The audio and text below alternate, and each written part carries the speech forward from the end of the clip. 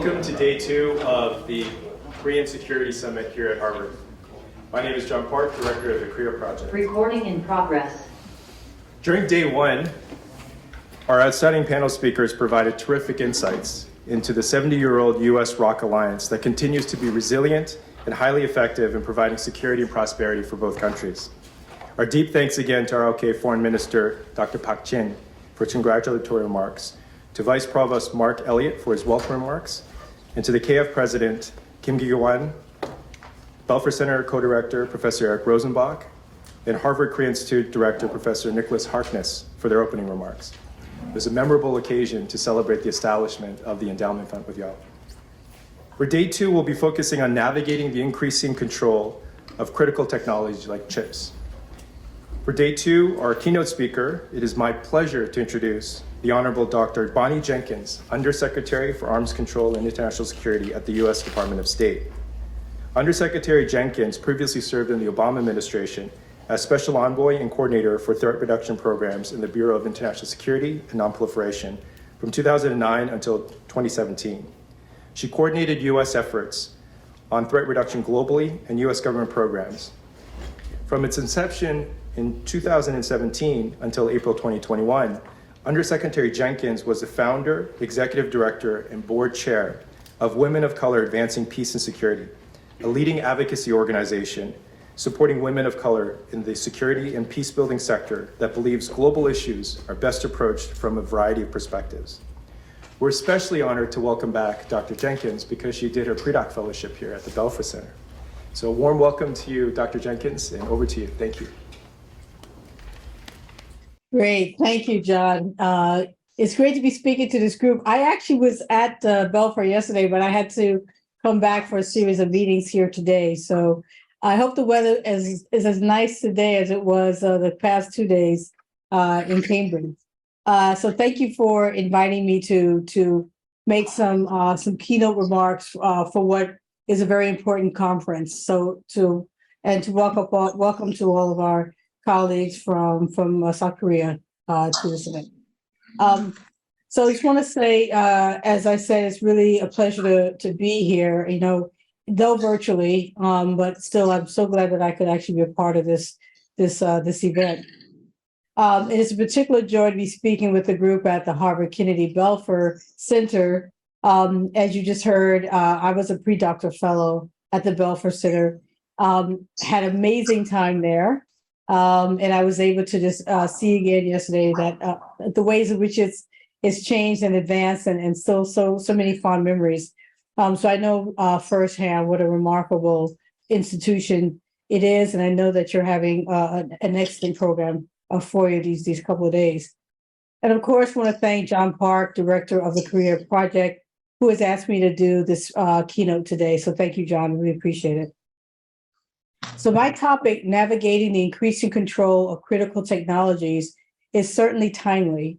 And this administration has put a high priority on addressing the national security risks posed by critical and emerging technologies.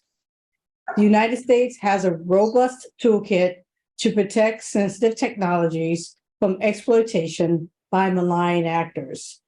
These tools include visa vetting, investment screening, data security, among many others.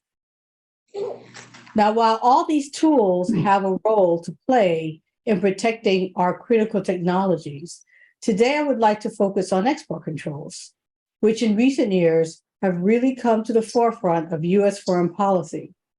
Perhaps most notably, the United States has aggressively leveraged export controls to manage and mitigate national security concerns regarding the People's Republic of China.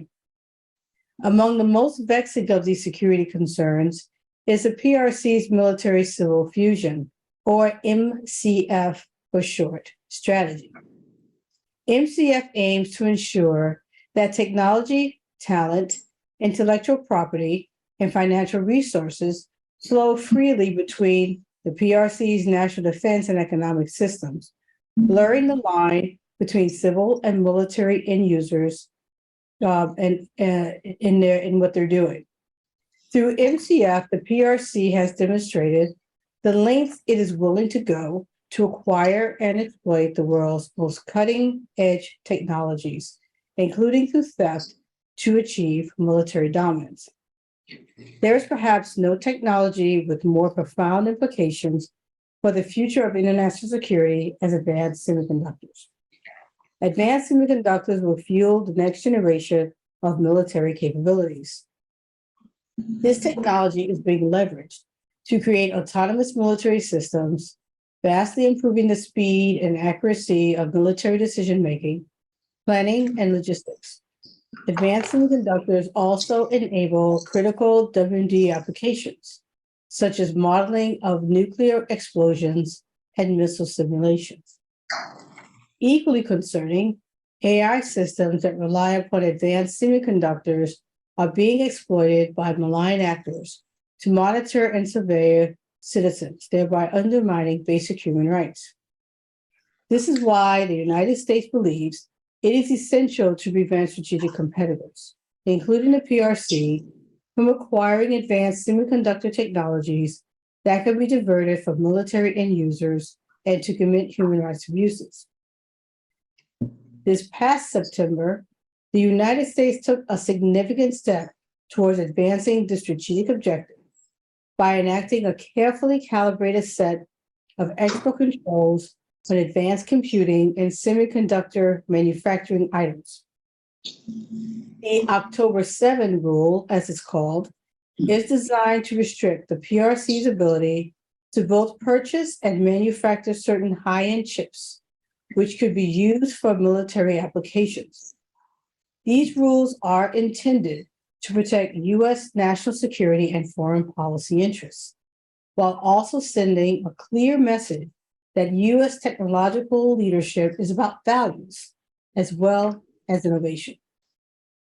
We are committed to maintaining the technological edge of the United States and our allies and partners, while preventing the PRC from leveraging sensitive technologies, especially advanced semiconductors, to advance our military capabilities and commit human rights abuses.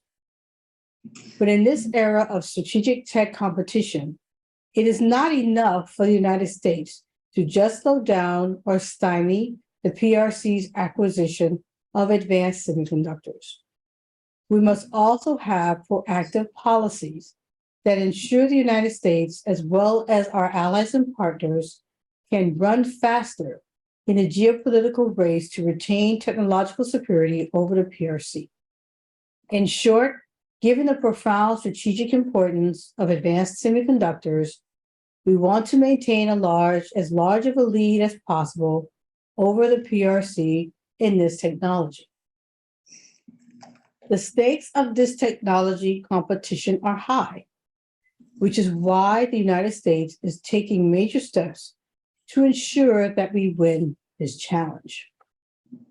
Among the most notable of these steps was the passage of the CHIPS and Science Act of 2022.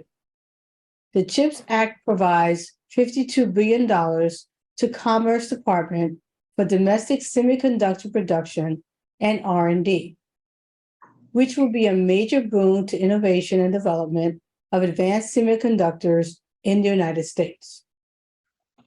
The Act also creates the CHIPS for America International Technology Security and Innovation, or ITSE Fund, providing $100 million a year for 5 years for the State Department to invest in international projects. Pursuing these international projects are important because no one country, even the United States, can produce everything it needs by itself. It is vital for us to work closely with like-minded countries, particularly our partners in Asia, where the vast majority of advanced semiconductor manufacturing is concentrated. The ITSE Fund enables the United States to collaborate with our allies and partners to secure supply chains and develop technologies of the future that promote economic growth, national security, and democratic values. In addition to promoting the production of domestic semiconductor manufacturing, the United States is collaborating closely with like-minded countries to protect sensitive technologies, including advanced semiconductors, to close gaps the PRC exploits to access advanced semiconductor technology. On a bilateral and multilateral basis, the United States works with allies and partners to improve export controls and coordinate actions we can take together to address the profound technology transfer threats posed by the PRC. Finally, we recognize that even as we compete with the PRC, the United States needs to put in place guardrails around strategic competition to preserve strategic stability. In particular, AI development is advancing at an increasing rate among strategic competitors. While I wouldn't characterize this as an AI race, we are concerned about the potential implications for strategic stability. States that rush to harness AI in the military domain without a careful, principled approach could deploy systems that are unreliable, whether the systems are poorly designed, inadequately tested, or used by untrained operators. In considering the characteristics of AI, we need to look beyond traditional arms control approaches. Unlike conventional or nuclear arms, AI is a general purpose technology. As such, it is difficult to find how we could verify any kind of formal arrangement regarding its capabilities. However, arms control takes many forms, including norms and confidence building. This is the kind of flexible approach we need to meet the unique challenges posed by military applications of AI. In February this year, I unveiled a political declaration on responsible military use of AI and autonomy at the Responsible AI in the Military Domain Summit hosted by the Netherlands and Korea. This launched a process to articulate norms of behavior that reflect our commitment to responsibly harnessing the benefits of AI for military purposes while seeking to avoid the potential pitfalls. Many countries have welcomed this initiative, and we are eagerly engaging with a wide range of partners to build a consensus around these norms. Doing so would ensure that as states begin to develop and deploy military applications, we can reduce risk and maintain stability. I would like to conclude by noting that emerging technologies do not just pose challenges for our security, but also create opportunities. We should look for and embrace opportunities to use AI in ways that facilitate cooperation and increase stability among our allies and partners. Because ultimately, emerging technologies, when used responsibly, can create a more peaceful and prosperous world. I hope the rest of the Korean Security Summit is full and fruitful and productive discussions take place. And I hope to have the opportunity to visit you in person soon. Thank you very much.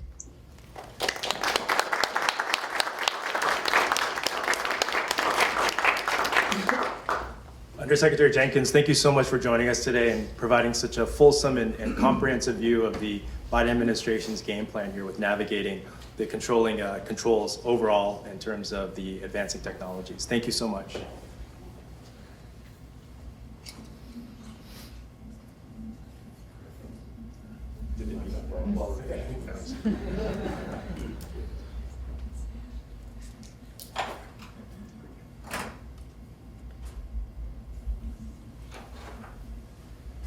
With this, I'd like to now transition. The screens will be going up very shortly. If I could call the members of panel 2 to come on up. I'll be introducing my dear friend, Dr. Giovannini, who will be the moderator of panel 2. Dr. Giovannini will be, in turn, providing introductions to our speakers. But in terms of her background, I would like to highlight that as the Executive Director of Managing the Atom Project here at the Belfer Center, She leads a number of initiatives looking at the military and civilian applications of nuclear energy. Dr. Giovannini previously served as the Strategy and Policy Officer to the Executive Secretary of the Comprehensive Nuclear Test Ban Treaty Organization in Vienna. Prior to that, she was the Director of the Research Program on Global Security and International Affairs at the American Academy of Arts and Sciences down the street here. She holds a doctorate from the University of Oxford. Over to you. Thank you.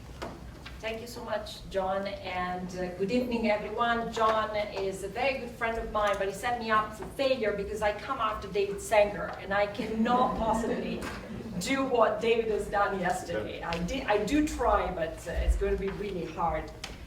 I'm really excited to welcome you all to the second day, which really looks at the control of critical technologies. And I think we should acknowledge the historical moment where we meet today.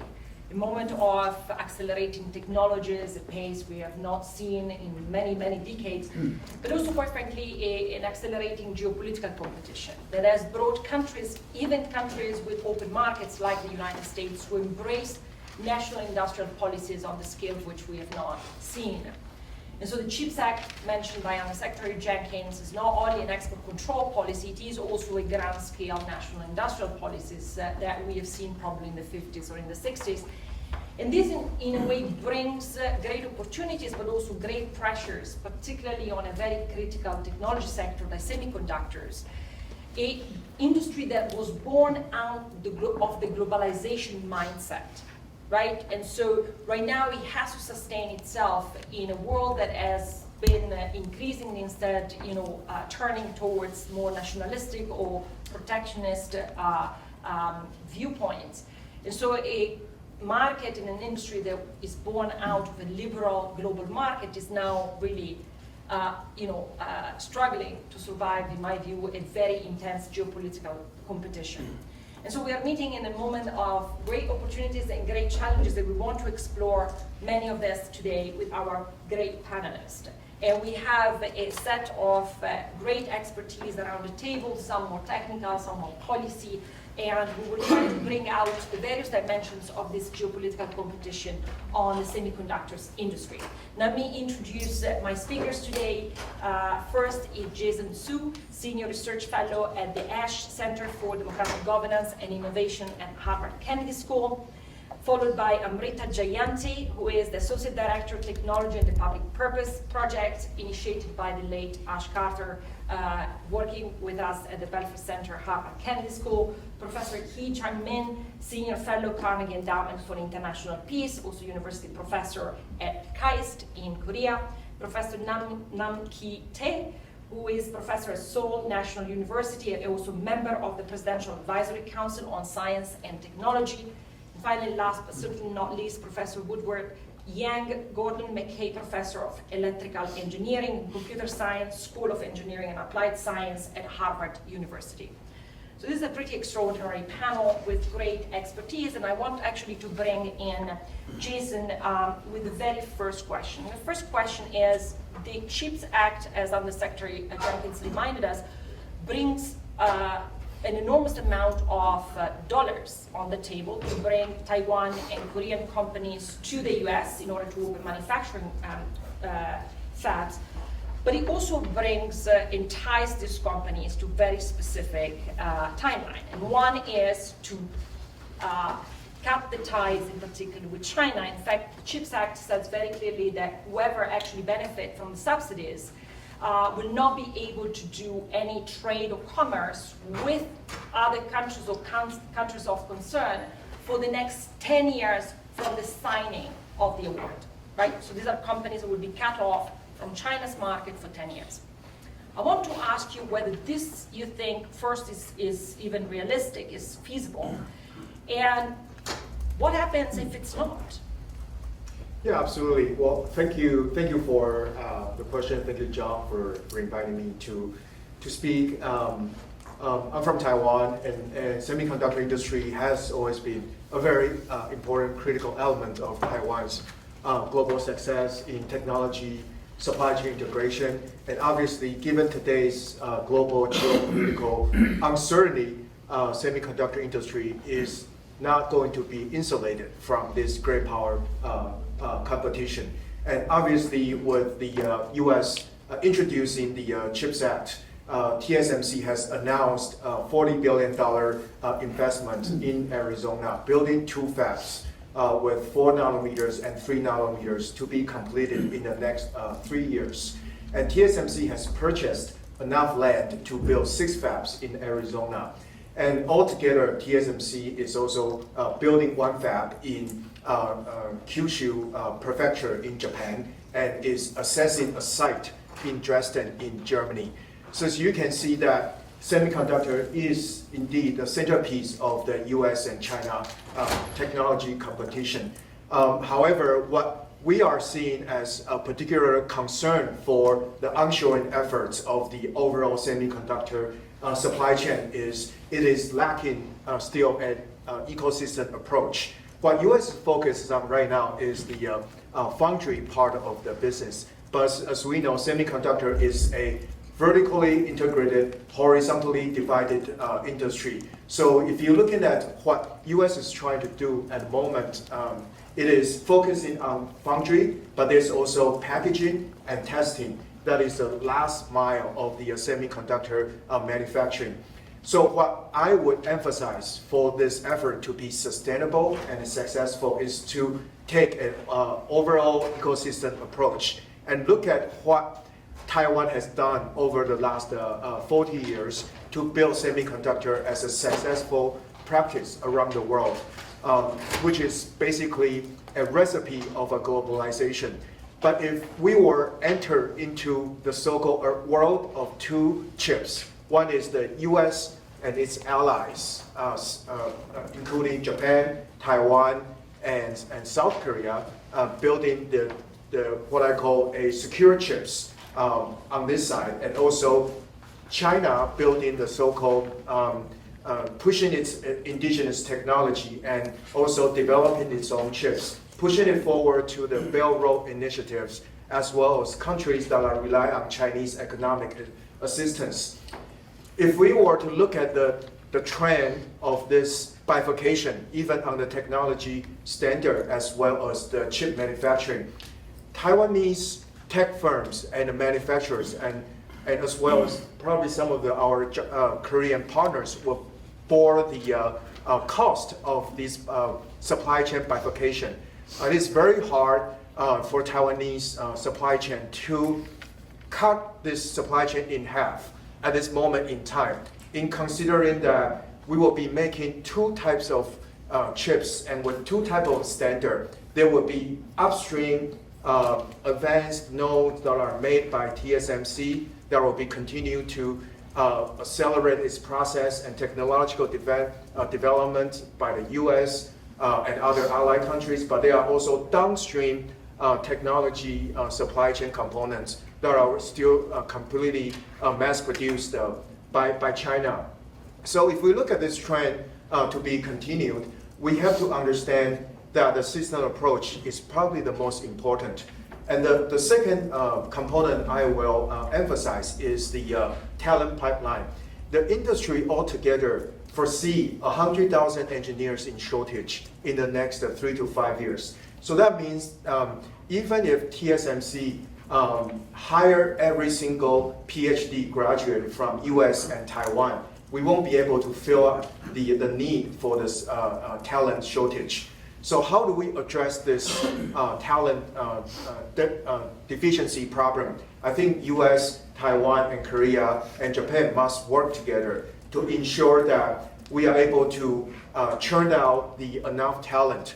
Because given the current export control that is going to continue, over time, China will build up its own capability.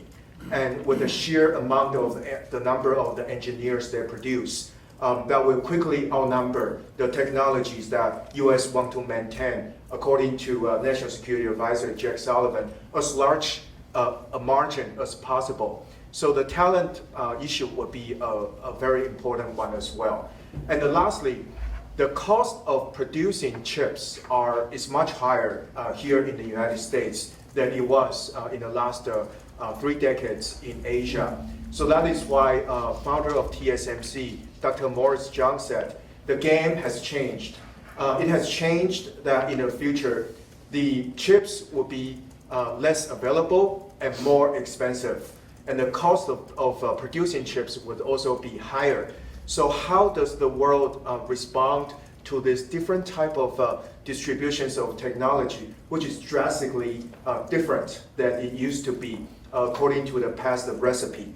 One last thing I would also note that so far the competition between US is very much focused on semiconductor, but there are other areas such as artificial intelligence and quantum computing that China are focusing on and also are very likely to get past US and its allies. And that's the part I think we need to also be looking at for fear of a Chinese lead going forward in the future.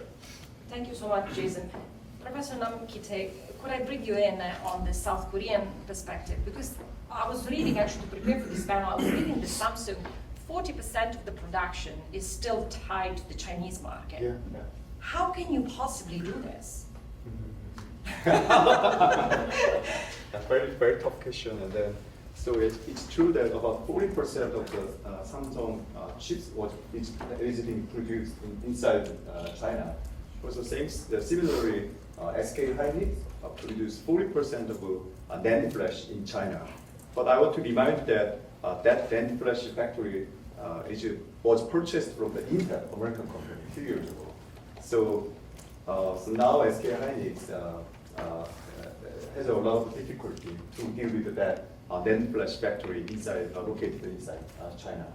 So mostly I agree with Jason, especially I don't want to repeat that same logic.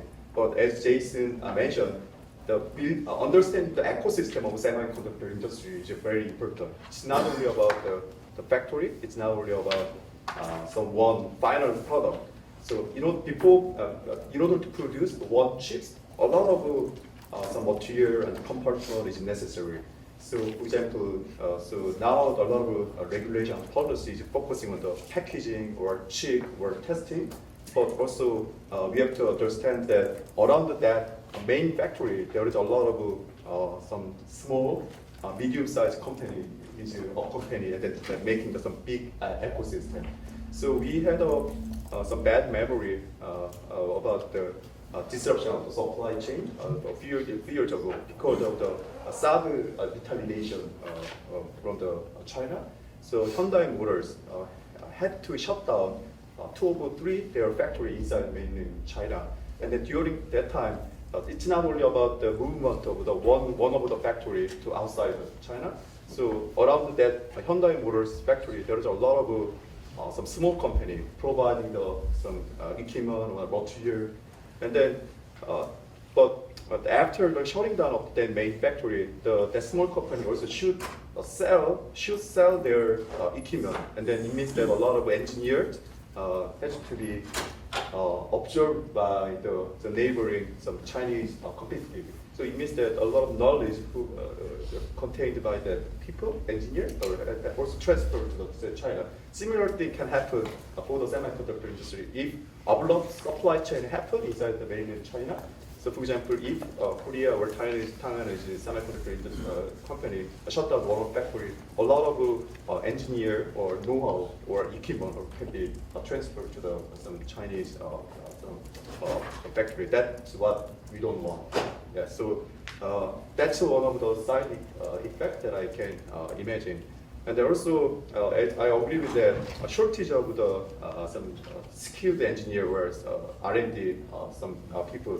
So Jason mentioned that a lot of reports that said that in the near future about 100,000 people really lacking in the area of the semiconductor industry. So the question is that how we can train or how we can relocate their expertise to that semiconductor field. So we need some collaboration between our allied countries. And then also, I fully agree with Jason's some point about the overall some overall system of the chips. So what I mean, so there is a very high-end advanced chip. Also, there is some medium, some legacy chip. So legacy chip is play a very important role for all the industry. Also, it's important for the some security. Also, it's important for the weapons. So we have to be careful about the ecosystem of the legacy chip. And then in addition to this point, also I want to remind you that these days DRAM or NAND flash market is very bad. So for example, Samsung Electronics reported some net loss, big net loss, and then also recently Micron reports some very the negative net loss in its first quarter, and then a lot of predictions mentioned that that recession of the DRAM market will continue until the end of this year. So, according to your question, I can say that regarding the timeline, the decision was from the American side to make that policy was timely. I understand that we are in a very critical moment to control the critical technology, but timeline for Taiwanese and the Korean factory located in China. So considering the economic situation of the DRAM market or a lot of ecosystem, so we need to hear more about. We need to hear more from the industrial partner in China and Korea. Also in Korea, Samsung and SK Hynix has a different opinion about the timeline. Thank you. I wanted to bring the U.S. perspective in, Professor Yang, if I ask a question. So there is an obvious concern, which is, in fact, I believe it was Maurice Chung that said, well, America lacks manufacturing skills, right? We're bringing all this ecosystem here, but Americans don't know how to build them. So there is an obvious question about shortage of skills. You are in the business of educating generations of the most valuable talent. So what can the US do realistically to fill this shortage? Well, first of all, I do more than educate. I've actually been involved in the semiconductor industry personally with a lot of DRAM manufacturing, things like that, for about 35, 40 years. So overall, a lot of the conversation that I hear is very disturbing to me as a technology person, because I hear overgeneralization. I hear semiconductor industry, advanced semiconductor industry, everything's advanced. Do you even know what a semiconductor is? Okay. Do you think that there's just this factory that turns out these widgets that are really advanced? No. A factory is just a place where some processing is done, where you can think of it as machining of some metal is done, but there's another place where you actually have to build the capital equipment. And so it's how to do this is actually very, very important. So when they talk about the ecosystem, there's how the semiconductor is manufactured, and the other thing that's extremely important is what to manufacture. So Intel manufactures a microprocessor, AMD manufactures a microprocessor, Apple manufactures a microprocessor. What to manufacture is as important as how it's manufactured. And so you need to see that the system is actually much, much more complex. And last year when you couldn't buy your car, it wasn't because of these chips. It was because of rather mundane chips that were in the legacy market, because it was for the stupid microcontroller that controls the switch for your radio on your car. Those semiconductors weren't available because nobody thought that they would be necessary. And so those chips weren't manufactured. So everybody's just throwing it all into one pile and calling it one thing, and I'm very disturbed. So that's number one. Okay? Because it speaks to a lack of knowledge about what's going on. And so it's like, if you don't know what's going on, it's even more dangerous to create policies. Okay? And then they want to talk about, oh, there's a shortage of talent. I hate to break it to you, but actually, the edge of technology is actually pushed by a few brilliant people. Okay? You don't need 100,000 people. You need that brilliant couple of people who are going to push the edge of technology, who are going to be given the resources to push it. That's how the technology moves forward. Semiconductor manufacturing doesn't require a lot of people on the assembly line like automobile manufacturing.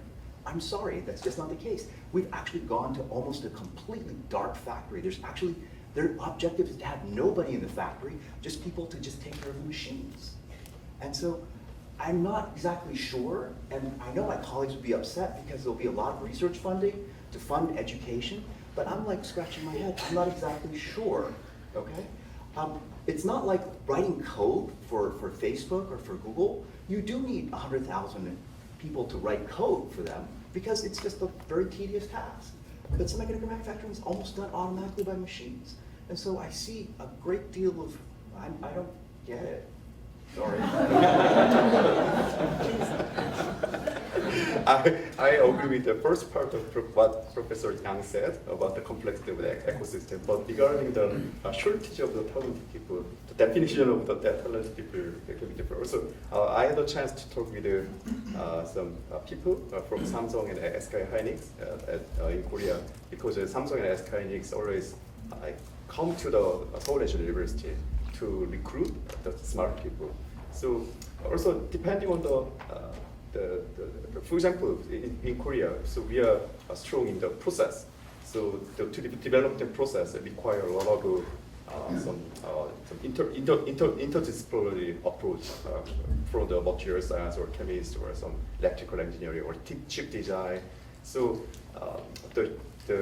I agree with that. To push the high-end technology, we only require some very talented, the most smart people. But also, in order to optimize the process or in order to engineer, get some product, there is a lot of some highly educated people is required. So in Samsung and SK Hynix, still they require a lot of some PhD from SNU. So they want to donate some fellowship program. Also they want to make some new discipline and some outside our school.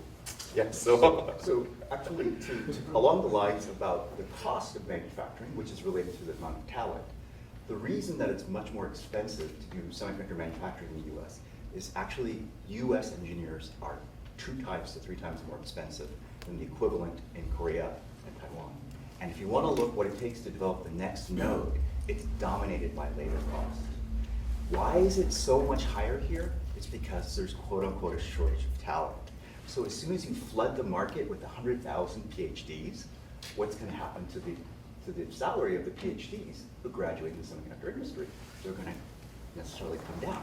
So this is why the semiconductor industry is very interested in getting more PhDs in this area. But I'm not so sure this is so self-serving. This is more self-serving, and I'm not sure this makes sense from kind of the overall scheme of things. I don't know. I'm just a professor. Jason, and then I. Yeah, very quickly. Maybe I'll chime in with TSMC's case in Arizona. They just opened the Arizona factory, and TSMC, in order to get the factory started, have to ship in 500 engineers from Taiwan, in order to install the tools and make sure that the things are start to run. And so I agree with the professor's opinion that it takes 1 or 2 really smart people to push forward the technology. But in order to make the factory run, especially this is a new type of manufacturing that is foreign to what U.S. workforce is used to, you need some sort of a momentum to get this going. And what I was describing as a lack of talent in this country is a lot of people, especially foreign talent, come here to study STEM education. They end up not working in the STEM-related fields. They end up working for internet companies or Google, Microsoft, in order to get better stocks options. And so this is not a glamorous job as most people have dreamed of. It is talking about wearing bunny suits in a clean room for 8-hour shift. That is just not the type of the working environment that U.S. workforce is used to, and that's why Morris Chung said it will be very hard to implement the so-called TSMC way in the United States working culture that it is so successful in the Asian work culture. Yeah. I want to build on what Professor Yang said and turn to you both for your views, mostly on the public side, on the securitizing of this technological competition question. Amritha, you spend a lot of time educating Congress and engaging with government officials, and Professor Lin, you've also thought a lot about the national security aspect of this technological competition. Professor Yang said, which I very much agree with him, there is an oversimplification of the issue, right? And you hear this word of domination, right? We need to dominate the sector. And so I want to turn to you and Professor Min, can you give us this? Can I, so I forget the title. What is your view about this national security narrative about technological competition? Thank you for the great question, but before I say anything, let me say that among all panelists, I am a non-scientist. I do not know anything, Professor Young, about chip manufacturing. So whatever I have to say is basically what a political scientist will say. Let me also thank the Belfer Center, in particular, John Park. John, I last met you in December, as I recall, right? But the fact that you're able to do this 4 years running, it's basically impossible, but you've done it. So thank you for inviting me. And let me also thank Ambassador Kim Ki-hwan from the Korea Foundation. What I would like to do is lay out a number of landscapes whereby technology is going to play a crucial role in the future trajectory of Korea and Northeast Asia. One of the most important factors that I think all of the audience here should see is the fact that in the next 20, 30 years, the population in Japan, South Korea, and Taiwan are going to shrink. And they're going to be the oldest societies on the planet. South Korea's fertility rate is 0.78. It is the lowest in the world.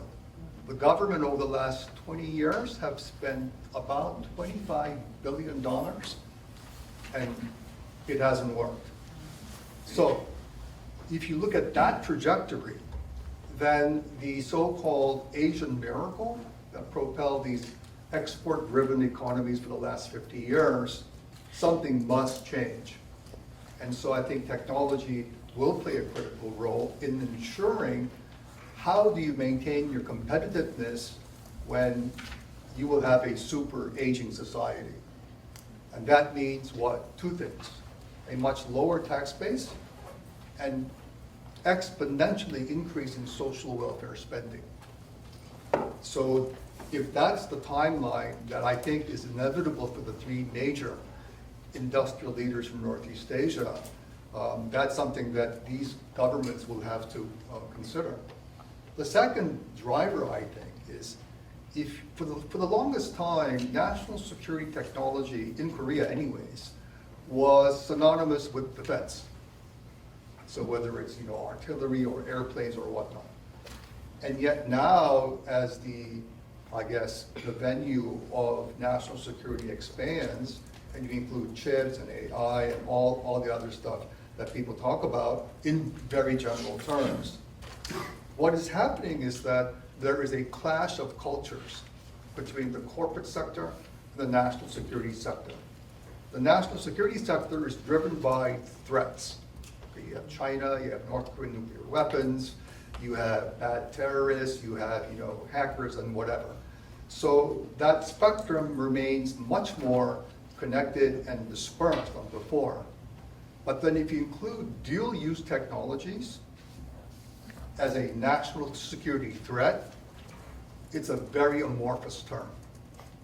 And so South Korea gets it, so we do align ourselves with the US on key export control issues, but on many others we don't. Why? Because it's a commercial interest on our behalf.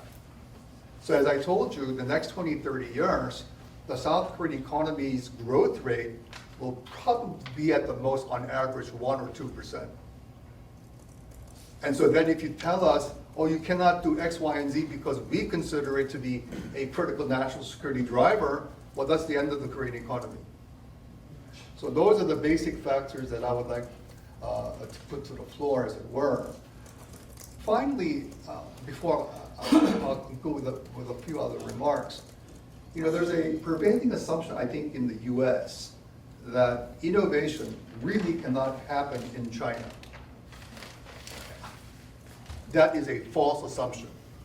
And so in Washington, there's a big dark hole, a black hole, which is, blame China for everything bad on the planet. And I disagree a lot with the Chinese government. I would rather live in a democracy. But if you look at their innovation on critical areas of emerging technologies, I am convinced to my bones that they will either equal or surpass the US in the next 10, 20 years. Therefore, these so-called stopgap measures, whatever you call them, as the Undersecretary mentioned, this is basically a Band-Aid. And the Band-Aid is not going to prevent China from developing critical technologies. So that's something that I think we have to really think about.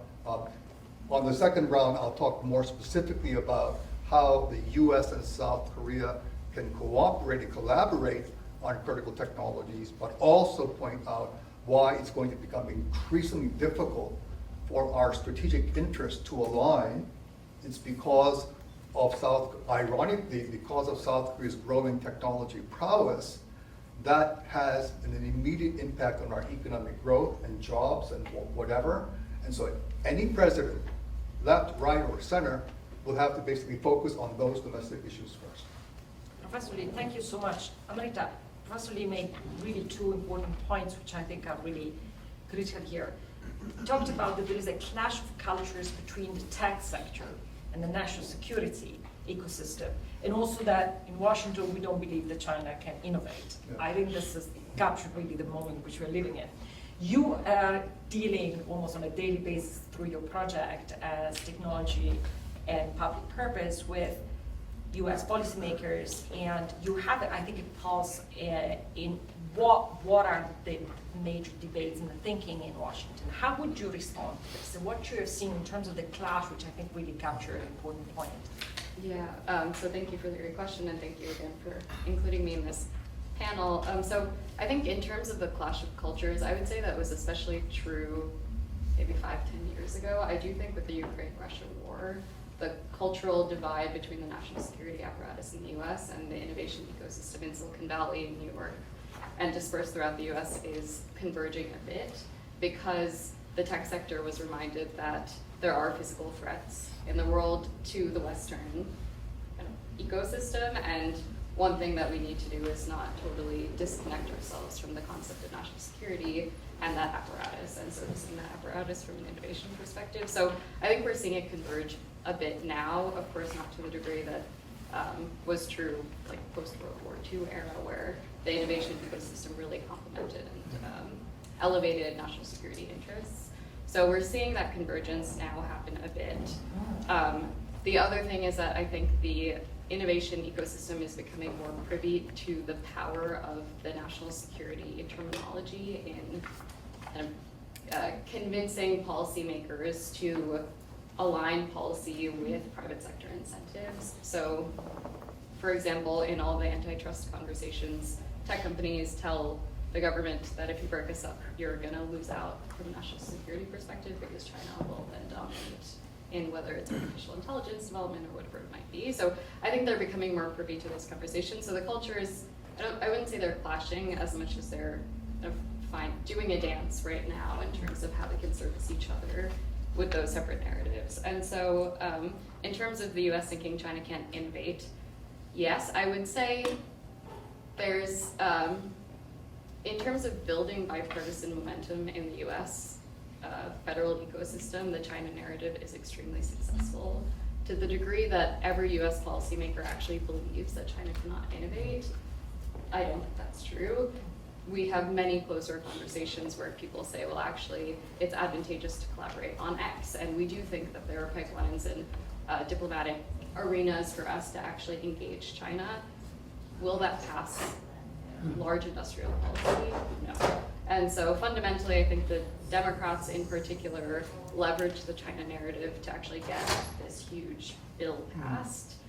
And now they're stuck with that narrative, and they're trying to grapple with how do we take that high level purpose or goal that we built on this weaponization or kind of narrative of China being the key competitor, and now how do we think about implementation at a granular level that acknowledges there needs to be some color built into that dynamic. I will say we're about 2 years into chips, and they still haven't figured that out. I think that's kind of the core question that a lot of policymakers have, which is how do you build momentum in the policy apparatus while acknowledging the complexity of the issue at hand? And I don't think they've read that balance out yet. So I want to turn a little bit the conversation about on the positive aspect of US now getting into this semiconductor business, right? I mean, we talk a lot about the negative side, but from the industry perspective, from a policy perspective, what do you think are going to be some of the positive ripples effect of this? Jason, let me start with you and then we go.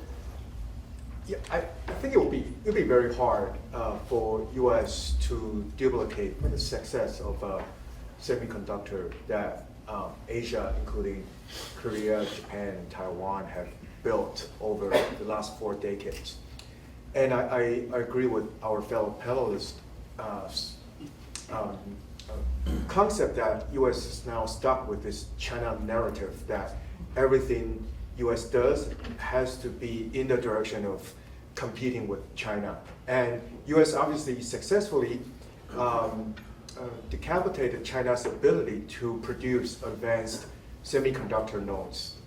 Because of export control, now equipment companies, including KLM Research, NAM Research and KLA, as well as ASML, cannot ship their machines to China. And also this affects TSMC as well. China's market is about 11 to 13% of its total revenue. And in speaking with TSMC, this is direct from them, they're saying one day they wake up, the business just wiped out. And now they have to be really careful of where they're putting their resources. And semiconductor is a very capital intensive business. So if you think about what TSMC is spending out of its capex, it's between 30 to 40% out of its capex in R&D. And imagine in a few years, they might risk losing their entire business in China because of export control and many other potential contingency that might happen because of the US and China competition. They really have to think about, as a company, how to stay ahead. And if they can't invest in the same way that they used to invest in terms of the amount of resources they put in their R&D and innovation, how would then TSMC stay ahead of its innovation edge? And what does that mean to the Taiwan's long-term existential survivability? And if you look at semiconductor, it used to be called silicon shield. It is a way to protect Taiwan from being attacked by mainland China. But if Taiwan completely loses its ability to produce the most advanced nodes, that means that US also loses this deterrence to China.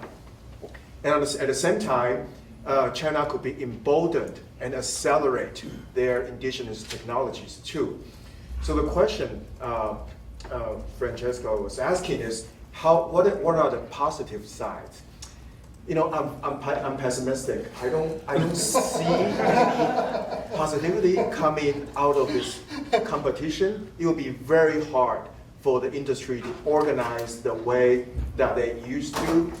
I'll give you a number. In the year 2021, Taiwan's export trade surplus to mainland China is $103 billion US.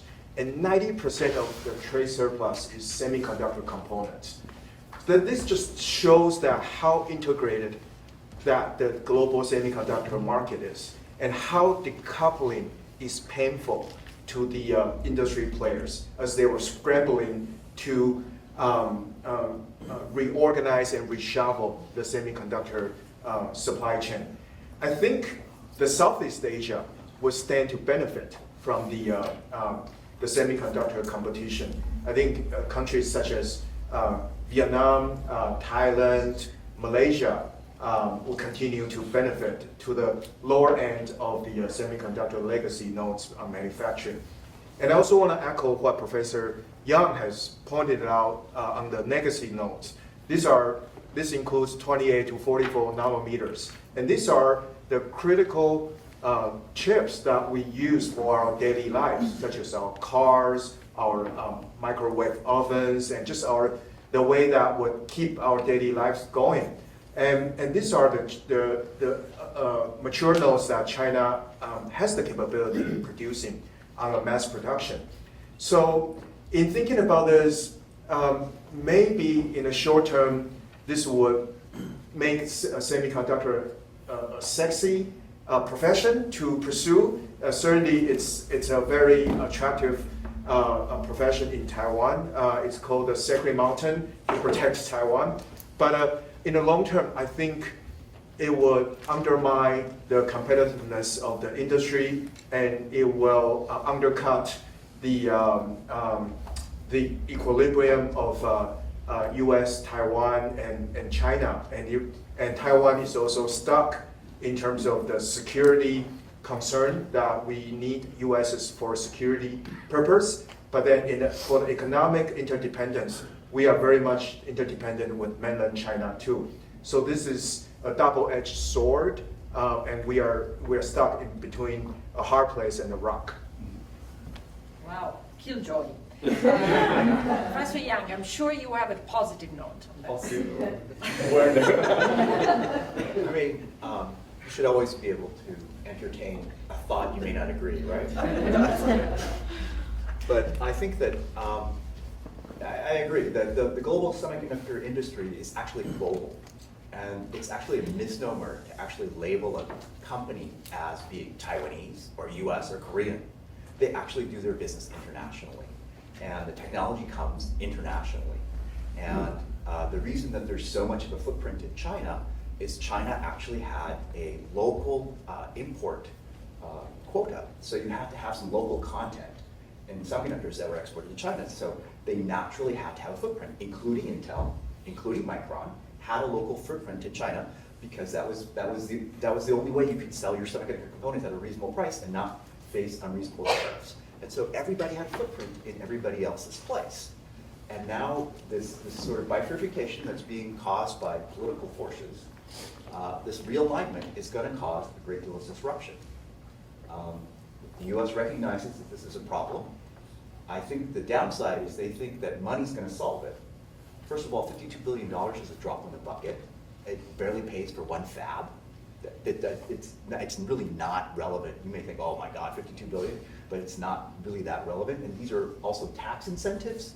They don't actually go to buy equipment. They're just like, if you make a profit, we'll reduce your tax type of thing. So it's really not that impactful. But I think the US government is missing a huge opportunity.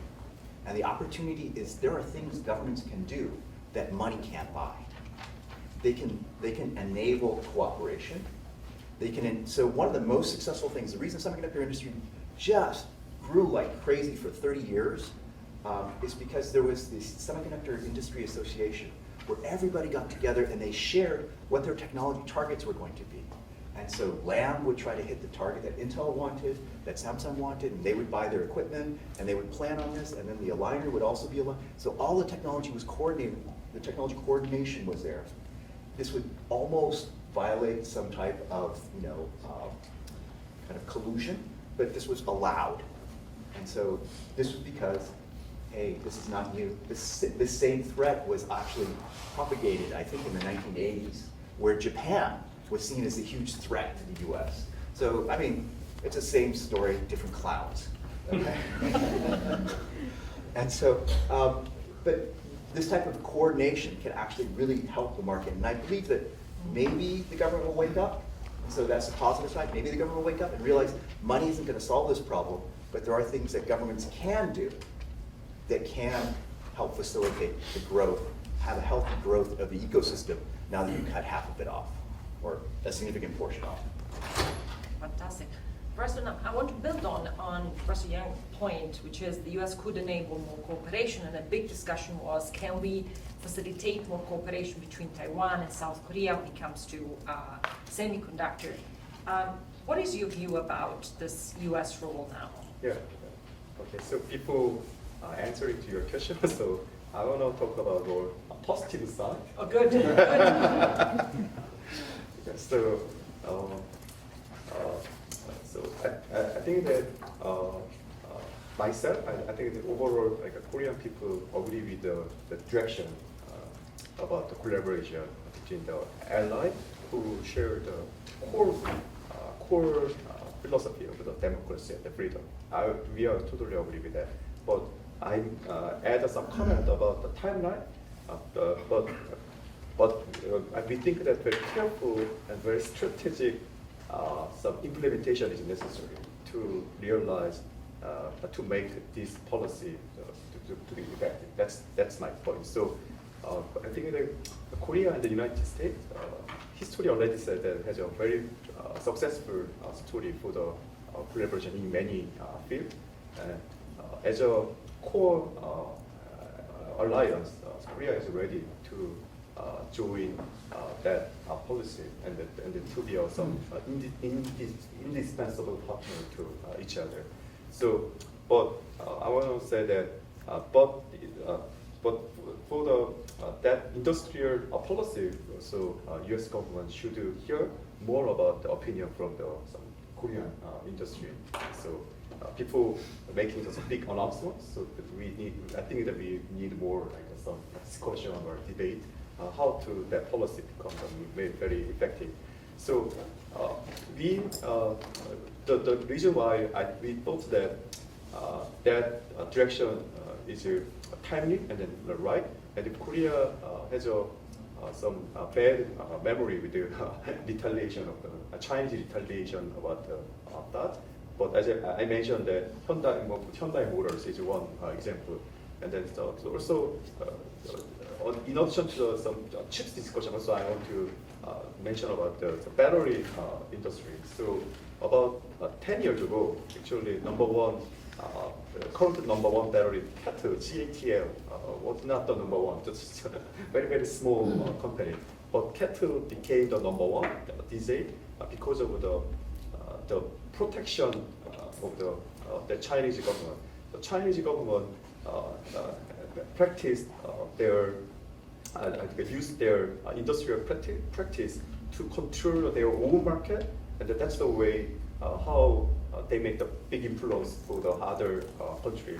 But previously they only control the market, but these days they also control the critical mineral, or also they control they try to control some core material or core compartment, and then a lot of some risk exists for many areas, including battery or some other some critical some devices. So or some solar cell or some electrical vehicle. So because of that reason, we have to build a very strong alliance between the country who share some core value of the democracy. So I think that with Taiwan and Korea, we have a lot of opportunity for the collaboration. As Jason mentioned that TSMC have built very beautiful ecosystem where the new idea from the lab can be implemented and then can be scaled up to the industry very quickly. So surprisingly, so I think that ecosystem was mainly built by the TSMC, and that's the reason why TSMC became the number one in the foundry business.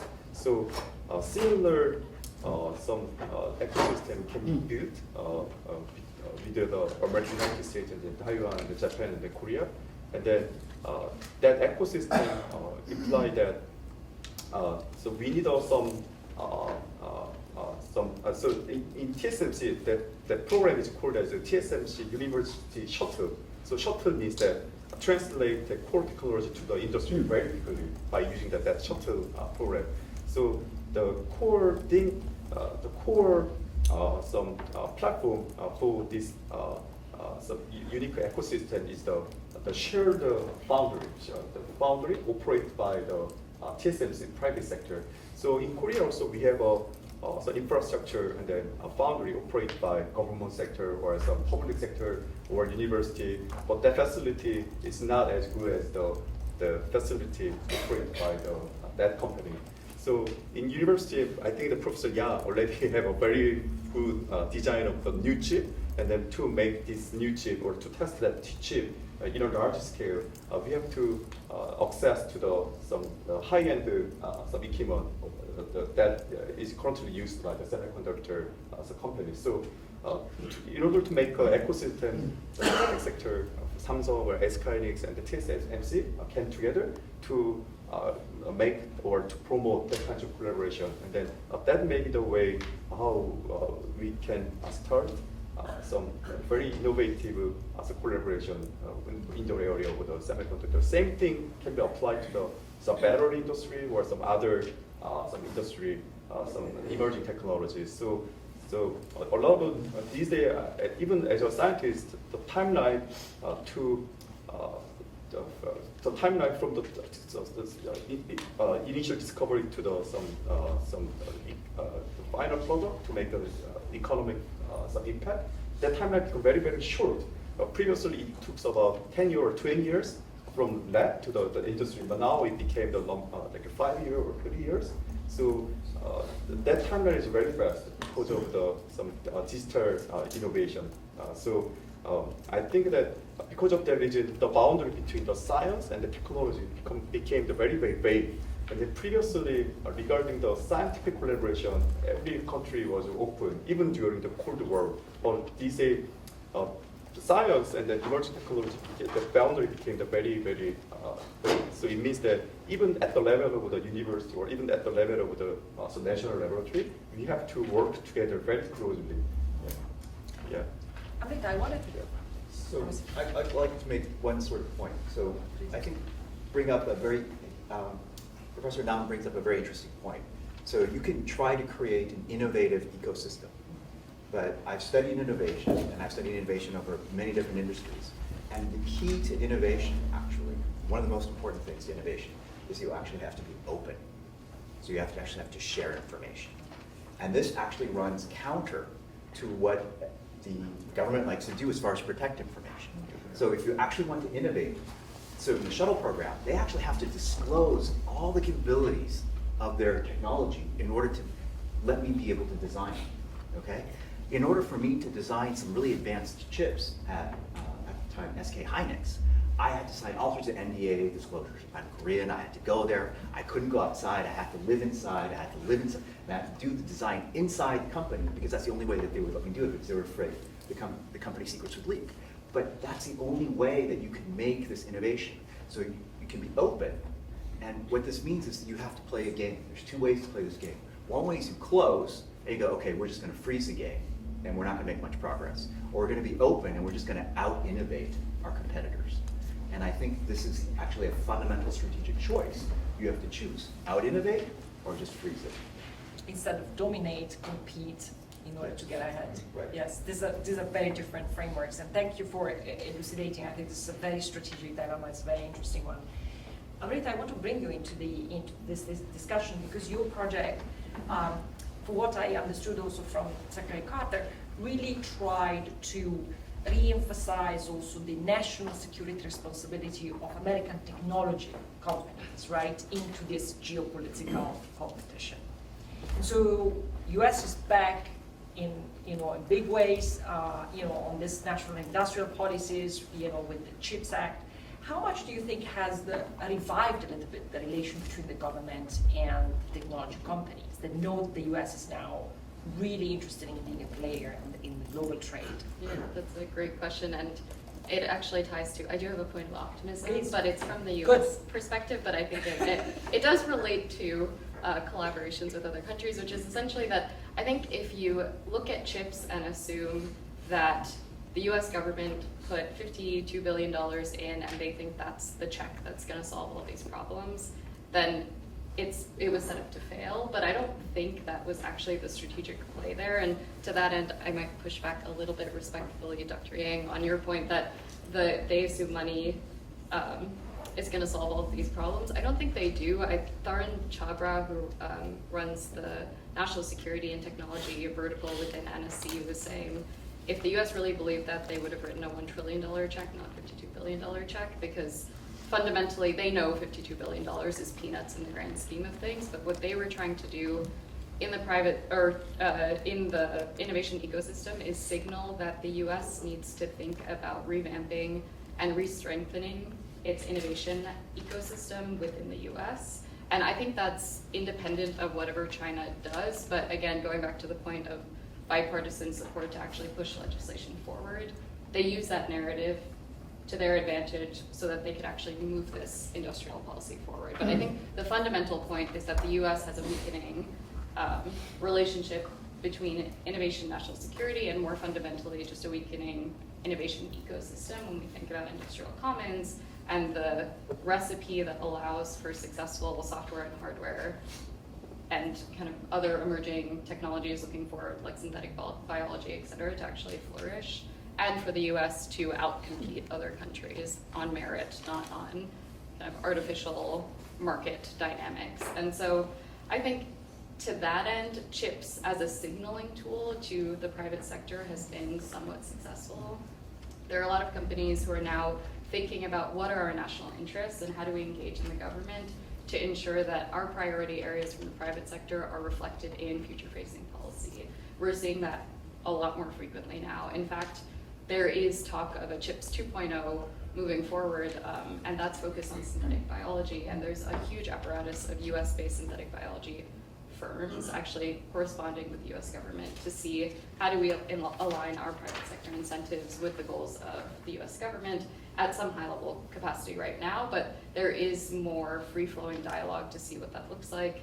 And from that lens, I would say CHIPS fundamentally, I think to some degree is bound to fail, but I think what it's spurring outside of that is a point of optimism, even from a venture capital perspective. Andreessen Horowitz has a new American Dynamism Fund, which is looking at innovation within the US that supports national security interests, but it's a really broad portfolio. So again, I think we need to disconnect the narrative and kind of the posturing that comes with CHIPS with the actual implementation strategy and what it's spurring in the private sector from an innovation standpoint. And so, so I think there's a point of optimism there that also allows pathways for collaboration with other countries like South Korea, like Japan, where we can index on those points of innovation outside of kind of this CHIPS ecosystem.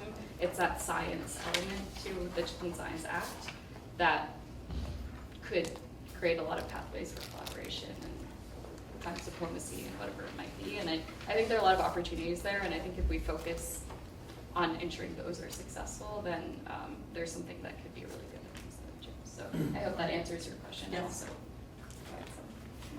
Professor Lee, I also would like to hear from you what you think positive side of the U.S. Back on the table with this national industrial policies. But I also wanted to ask you, as an observer of national security discussions, the entire technological competition has also been skewed towards this weird democracies versus authoritarian innovation, as if there were different, maybe there are different forms of innovations, right? But how do you see this idea, for example, of creating this alliance among democracies for technological innovation? I mean, what does he actually do? Nothing. Of course, speaking as a non-technical person, I can say whatever I want to it. So, if you look at the opinion polls that look at democracies versus autocracies, in the global south, they just do not care about the US-China competition. They care a little bit about Ukraine, but not much. And so they're much more interested in getting mega project loans from the Chinese government, right? So the idea that the US can lead the next 20, 30-year technology frontier with the good guys versus the bad guys, I think that narrative is dead on arrival. Why? Because there are just too few. Well, look at France. And with friends like France, it's like you have to rethink what your allies can or cannot do. So the big issue is, yes, the good points are, number one, as Amritha said, companies understand there are critical national security repercussions, right? So there are consequences for their actions. So the norm for companies is no longer, oh yes, let's make as much money as possible and who cares what happens. And so that is changing. In Korea, for example, I can say that corporate counterintelligence is going to become much more important because it's the Chinese who are hacking information, wherever, so the North Koreans and even Russians. So corporations in Korea are just waking up to, it's not just about stealing, the next generation technology that Professor Yang developed under duress at SK Hynix, but these are critical infrastructure technologies that are, core to Korea's national security. So that's a good thing. The other major, I guess, convergence of interest that I see is establishing new global norms and standards. Now, the U.S. led this in the Cold War, but the U.S. simply cannot be the lone decider of, these are the new regulatory regimes you will have, these are the multilateral, whether it's the Wassenaar Agreement equivalent or whatever, right? And yet, if you imagine the types of norms and guidelines that you would need in the next 20, 30 years in the AI age, you cannot have a global standard without China. Nor can you have a global standard without critical allies. So this is where I think Japan, Korea, Australia, and other democracies can play a critical role in bolstering the American presence. But as I said, that total net weight is much smaller than before. My final point is this, and I'll go back to being a little bit more negative.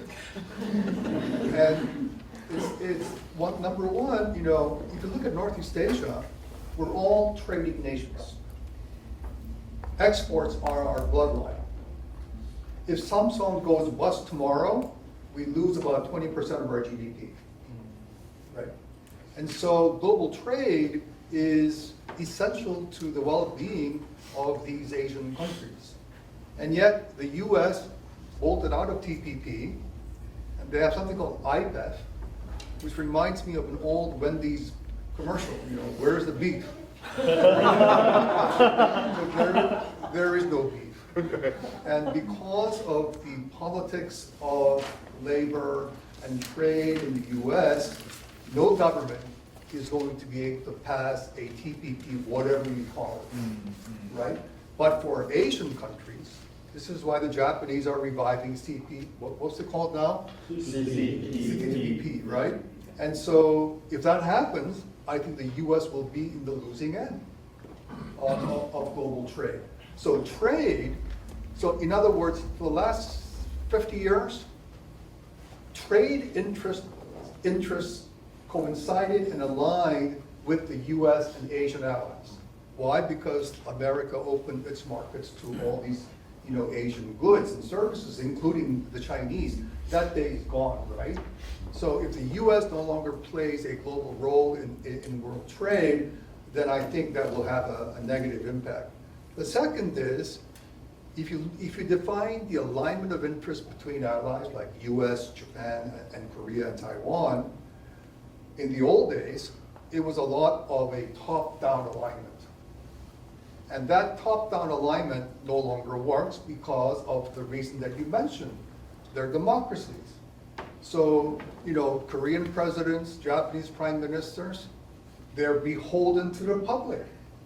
And besides, the average lifespan of a Japanese prime minister, well, outside of Prime Minister Abe, is about maybe 2 years. We have a Korean president every 5 years. So that politics plays a much greater role in defining how alliances are aligned.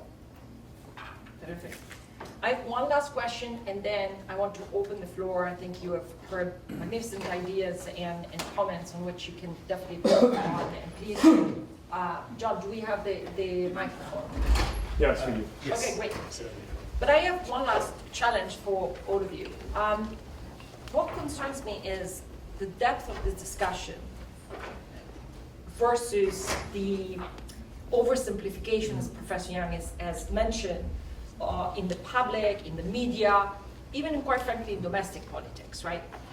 And what concerns me even the most about all this is that I don't think we have a multilateral avenue today where we can actually have these discussions. WTO is not one, the IMF is not one, the World Bank is not one. So where would you take these dialogues? I want to start, could the regional organizations play a role? So Professor Lee, let's start with you, and if you guys can give me an idea of an institutional mechanism that can really facilitate some of these discussions. You know, if you look at the climate change negotiations, it just gives you one example of how difficult it is. Because climate change at a theoretical level, people understand. You reduce CO2 emissions, you go green, and so forth. But just because you go green, it doesn't mean there are now no consequences domestically, right? And so if you look at how multilateralism is going to work, I think it's going to be very, very difficult, whether it's the UN or any, although we'll be talking about this more tomorrow. The second aspect of your question is, I think it's really critical to understand that governments, and I agree absolutely with Professor Young, every person in the Korean government, Japanese government, whatever, they're all talking about AI or quantum or what is it, you know, the next generation hypersonic missiles. Well, that's something that you and I understand a little bit more, right?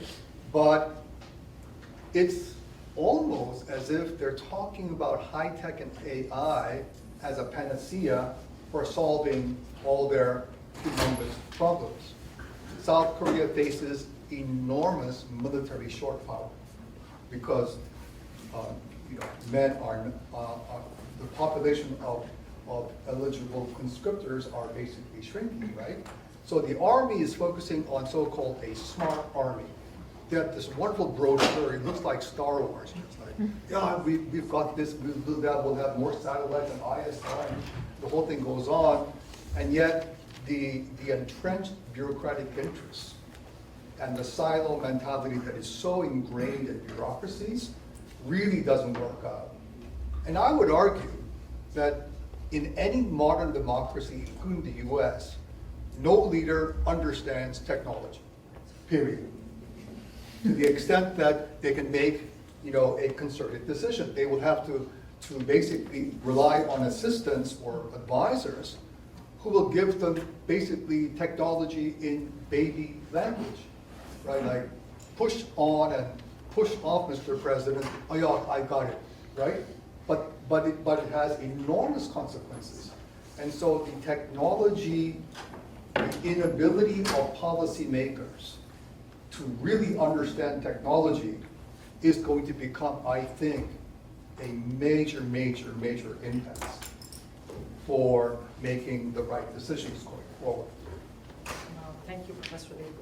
Very fine, but I think. You know, you said that following David Sanger, you were not sure whether you're a good moderator. You are a very good moderator. Thank you, Professor Lee. You made me really impressed. Amritha. Yeah, I think it's a really good question, and I think the answer is complicated in the sense that I think there's the high-level conversation going on in the government, and then there are a lot of granular implementation questions that are happening in federal agencies within certain subgroups. There's private sector conversations around some of these questions, and there are conversations, to your point, Dr. Lee, about the standard setting arena as well. I think we need to understand how intricate this innovation ecosystem is and understand that the diplomatic conversations are going to be happening in all of these arenas, and we need to have those granular conversations in the standards arena as well as aligning more at a high level what our government goals actually are. I think a big problem in the US is that we can't internally align on what our national security goals actually are from a technology perspective, and I think that's a fundamental problem where people are just talking past each other and we can't have a more substantive conversation. But and one thing to watch on the standards side of things is yesterday China said that they are developing standards for generative AI. And it'll be really interesting to see how the US engages in those conversations because to your point, we can't ignore them. And I think that'll be a really good case study or test bed to see for future facing technologies, how are we actually going to engage with China outside, again, of this kind of sensationalized anti-China narrative within the US? Because I think at the implementation level, it's gonna look totally different. So I think we need to be cognizant of all the different layers and levels at which these conversations can happen and keeping your eye on all of them to get the full spectrum of not just the sensational kind of perspective on this, but also the more practical, market-driven, private sector-driven approach will be really interesting. So we'll see, but I don't have a good answer beyond that. So. Professor Lam. Yeah, so it's very complicated question. I don't have a good answer, and I'm an expert on that area. So as you, Amritha mentioned, it's a lot of layers with the government level, and then diplomatic level, and then also some regional level, and the industrial sector. And then, but I want to emphasize the importance of some bottom-up approach. So from the technological perspective, some collaboration at the bottom level is very important. As a lot of panelists mentioned, building up the ecosystem is very important. So the question is how we can build some the reliable and the resilient ecosystem between the ally world. First of all, the people. Basically, it's easy. What it's easy to say, but people is very important for the technological alliance. So, and the government can play a role to make such the platform to make people come together. Maybe one way is to make some funding mechanism. So, for example, America and Taiwan and then Korea can provide funding to that platform, and then people can develop. With the openness, they can participate for some innovation. So I want to emphasize about the bottom-up approach to innovation. Fantastic. Professor Yang. So, what exactly would you? What was your question again? What kind of institutional mechanism would you have to have discussions like this? Because you throw a very important challenge, right? We have to push back against the oversimplification. Well, the second part of the CHIPS Act is called the Endless Frontier. And that is actually a statement that comes from Vannevar Bush. And that was a very important report that was written at the end of World War II, which actually is the thing that kicked off this whole sort of technological leap that we've seen over the past 70 years. And basically, I'm sorry to say this, but it's actually an oversimplified model yet again. It's this linear model that we do some type of research in science. It trickles down to technology, it trickles down to engineering, it trickles down to manufacturing, and that's what makes people's lives better. It's sometimes called the beautiful lie, written by somebody from MIT, Vannevar Bush. Okay, but in reality, innovation, if you're concerned about national security, innovation, in order to innovate, to stay ahead, to stay competitive, actually is intimately tied, I believe, with manufacturing. Okay, if you don't have the thing in front of you, how are you going to innovate off of it?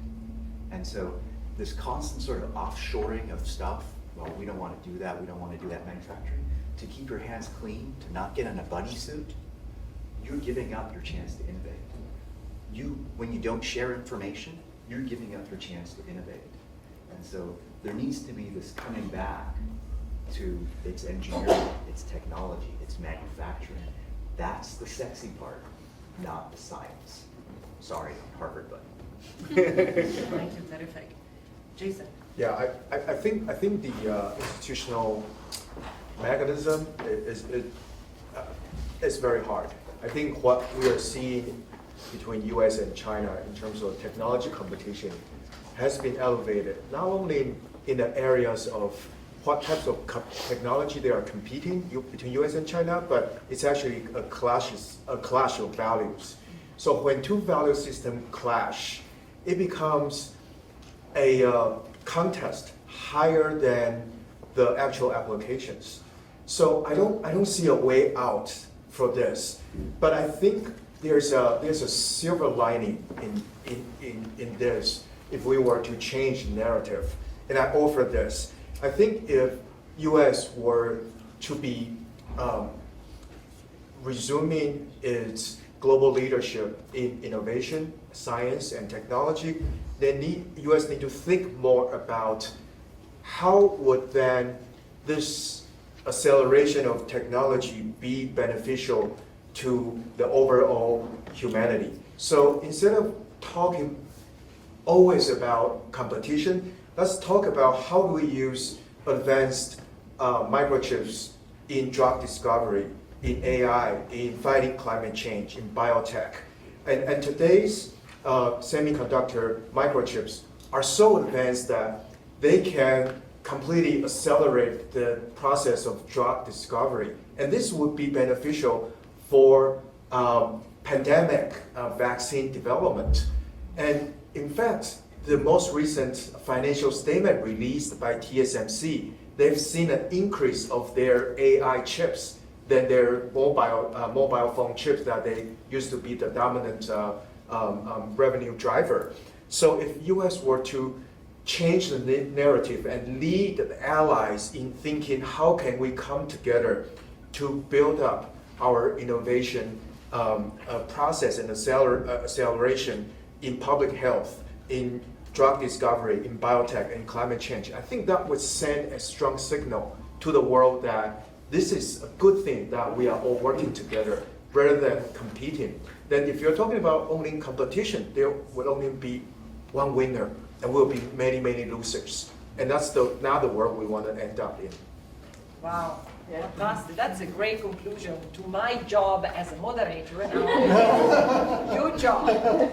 So we'll take questions. Please, how do we work? Please come forward with your wonderful questions.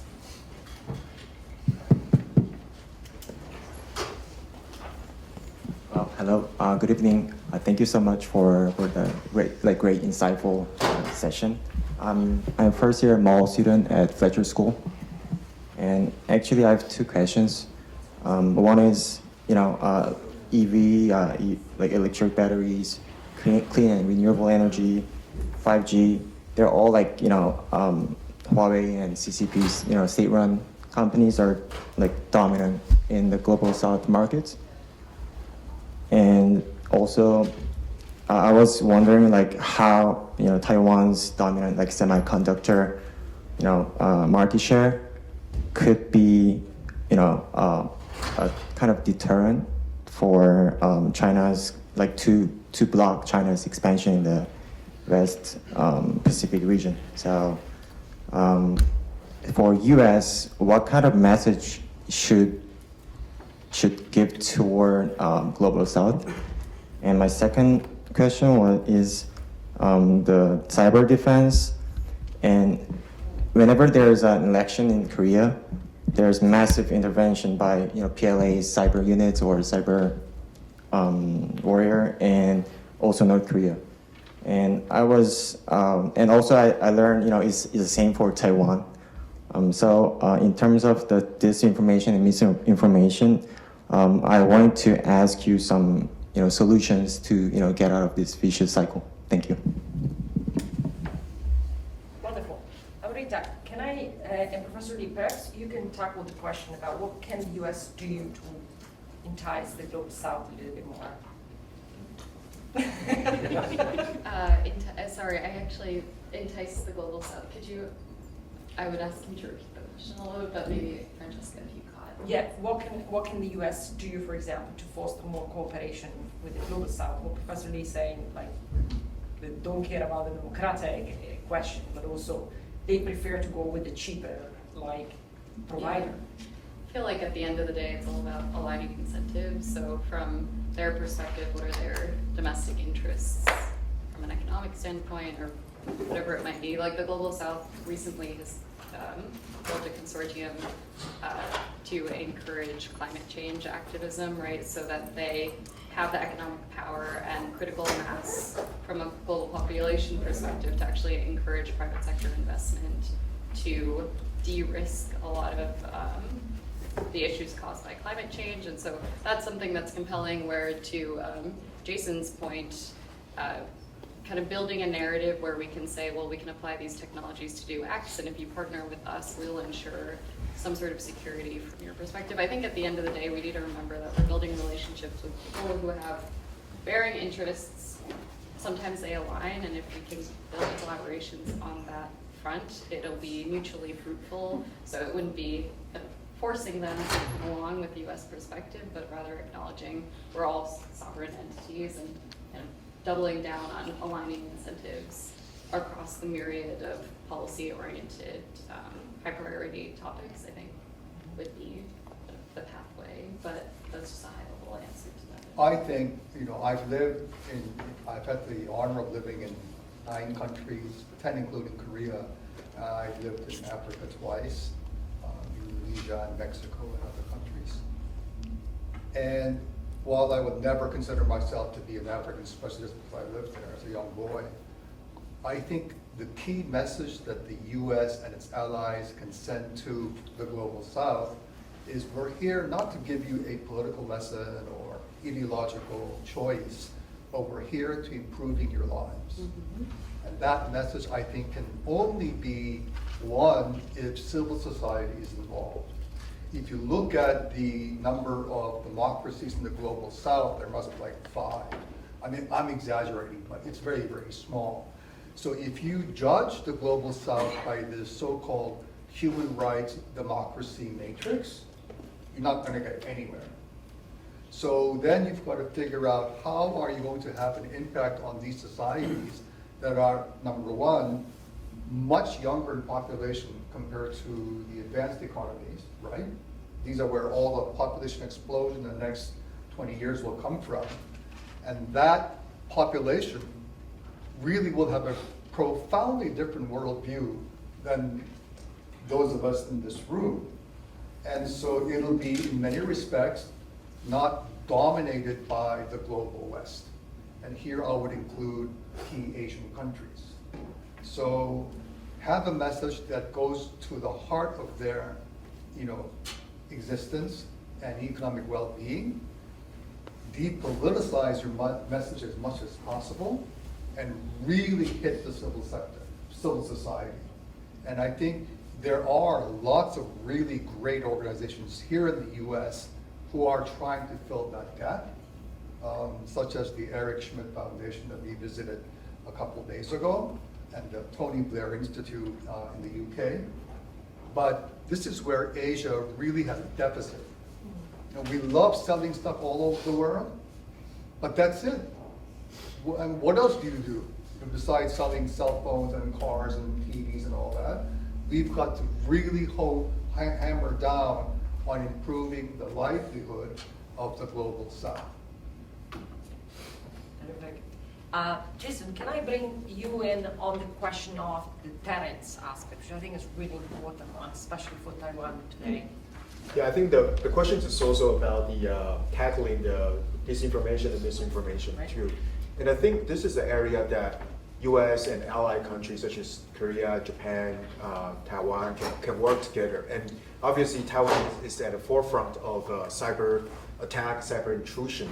Taiwanese government portal is hit 30 million times on a monthly basis, although very few of those attacks penetrated our network. But you can see that we are constantly being surveyed for loopholes.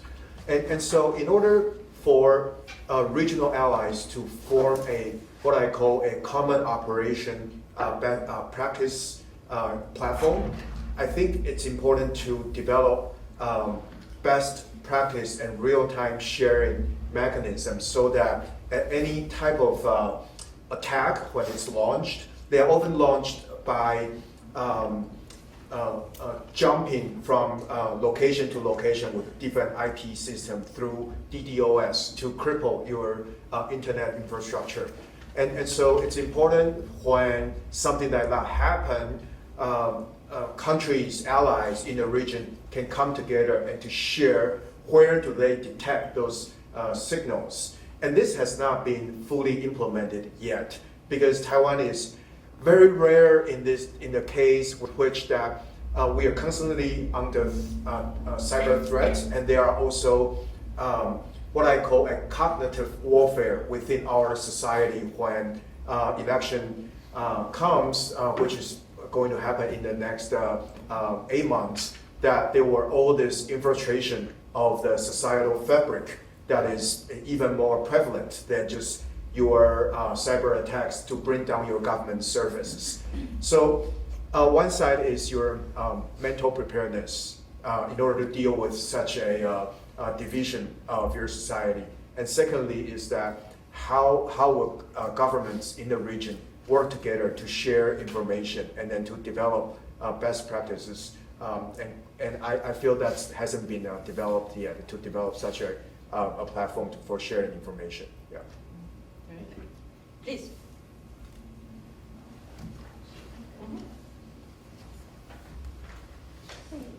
I have a question on that you posed about. I'm sensing some sort of gap between messaging between talent and industry. So you're saying that maybe there's a dearth of STEM prepared students who are willing to work in manufacturing. From my perspective, my generation is always looking for jobs. And so I feel that I feel like there's a need for more jobs, right? Job creation, especially in Northeast Asian countries. The young generation needs an industry to enter, right? And so you're saying that there's this lack of jobs to support, semiconductor industry and other critical technologies. So I'm wondering what this disconnect is, if this is on industry to better circulate its messaging, or if government intervention is required.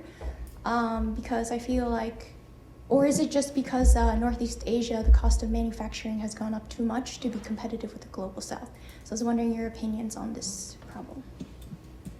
Professor Nam, do you want to start? Yeah. So thank you for your great question. So also in Korea, there has been a lot of discussion about what university play a role for young generation, also for industry. So also in Korea, there are many university in Korea, but also university take a different action to solve that problem. For example, industry, for example, for the chips, they will always make some special program to train the people specifically for the chips, or semiconductor area. And that makes sense because after graduation they can go directly to that company. But when you talk with the student at Seoul University, so they want to take more some broader choice. So and then to play a more important role in the future. So it also makes sense. So our strategy of our university is that we train the basic some fundamental science and the engineering to the student, and then we make student to be a pioneer in some field, including the semiconductor industry. So even for the semiconductor industry, a lot of innovation is required, but that innovation cannot be happen only based upon the simple one subject or one discipline.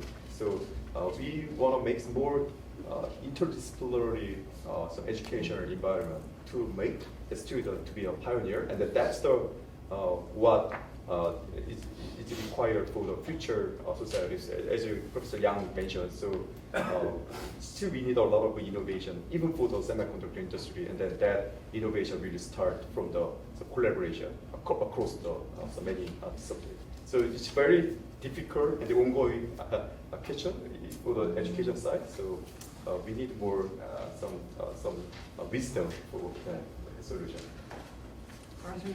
So I think what you ask is actually a very important and fundamental question for any society.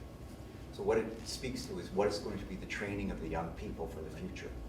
But this is a very, very difficult thing to predict, because when you go to school, probably what you're going to be trained for, it's going to be whatever is going to be hot or popular or necessary in 5 to 10 years. Nobody really knows.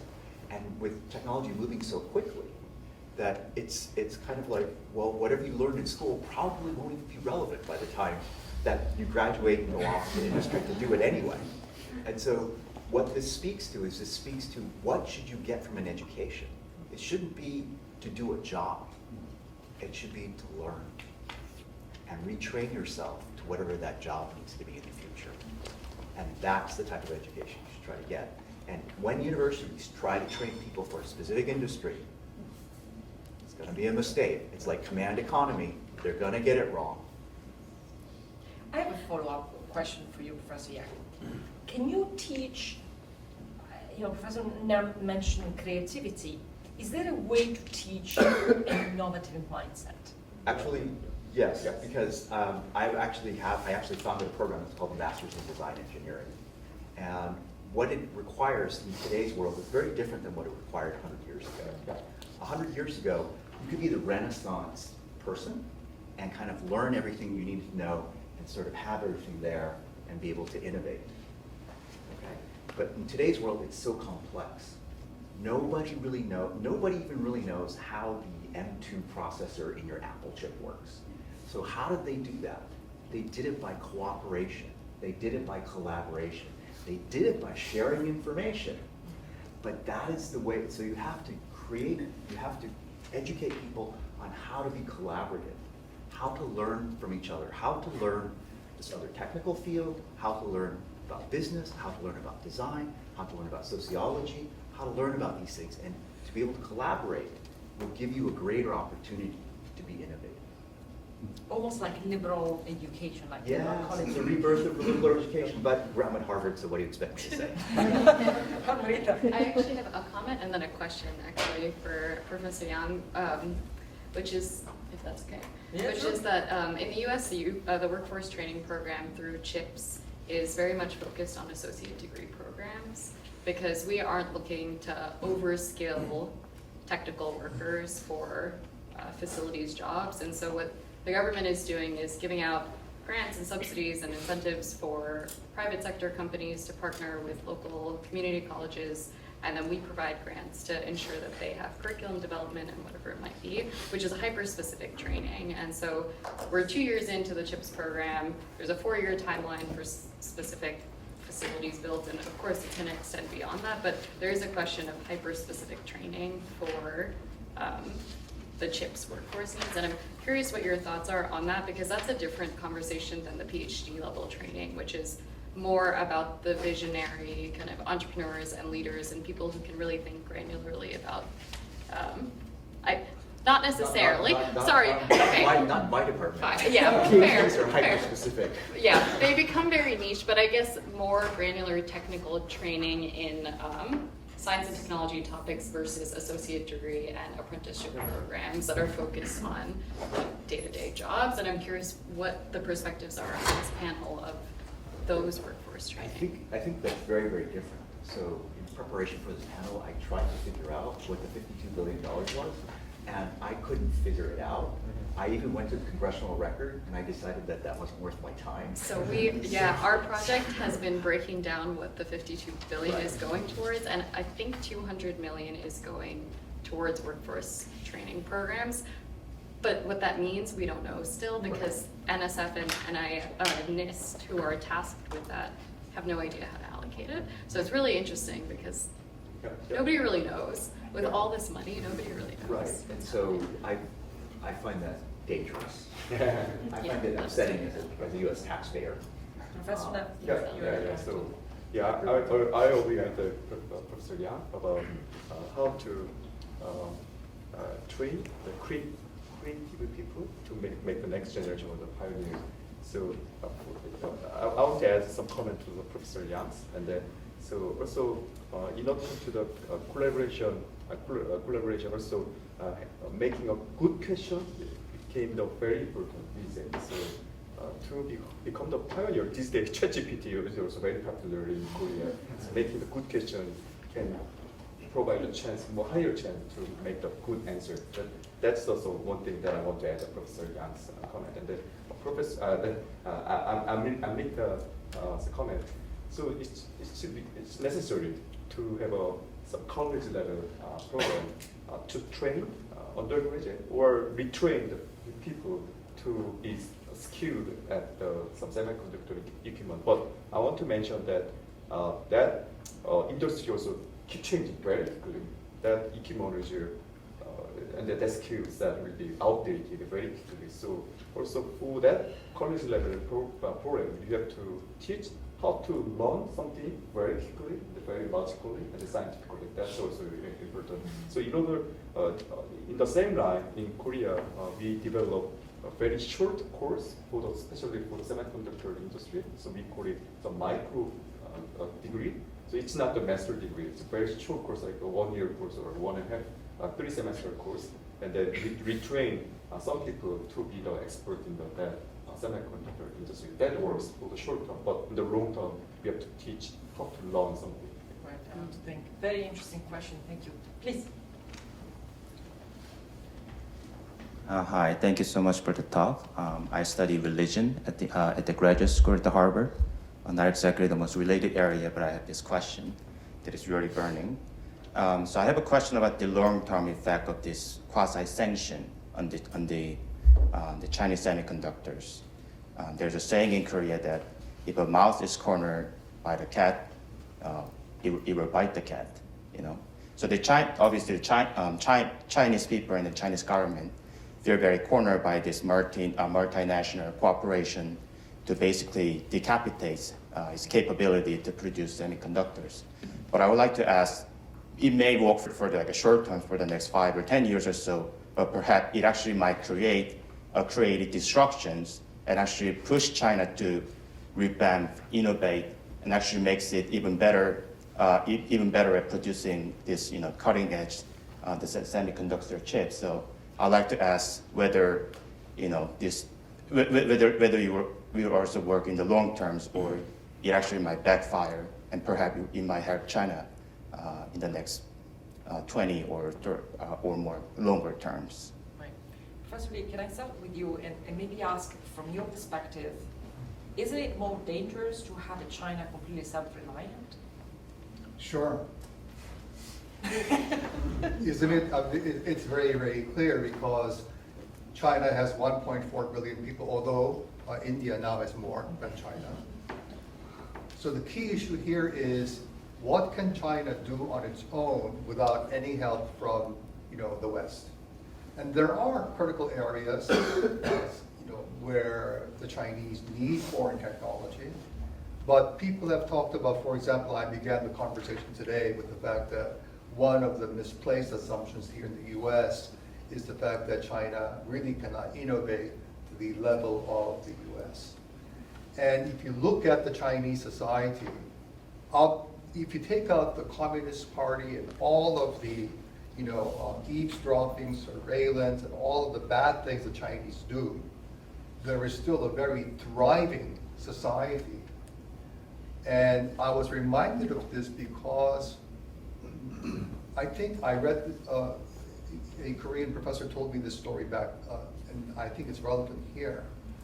When China first opened up and they were, reforming and undertaking all of these lessons from the West, this very famous American professor went to a technical university in Beijing, and he gave this wonderful talk, and when he came out, he found that there were all these Chinese students just waiting in line under these lampposts, right? So he thought that they were waiting for him, like either give him applause or whatever. What he found was that because the dormitories have a regulation that all lights would be out by 7 p.m., the only way that these students could study was under a street lamp. And he was just blown away because the thirst for knowledge was like something that he never, ever encountered in the US, right? And so all I'm saying is, yes, we believe in curbing technologies that are harmful to all allies in the US, but you cannot legislate something that stops innovation. It's just not possible. It's like, I'm not going to name the country because I'll get in trouble, but there's a certain country in Asia that is very successful, and They have all sorts of programs to spur innovation and creativity, and they say, well, but the reason why Korean movies are good is because we're a free society. You cannot legislate creativity.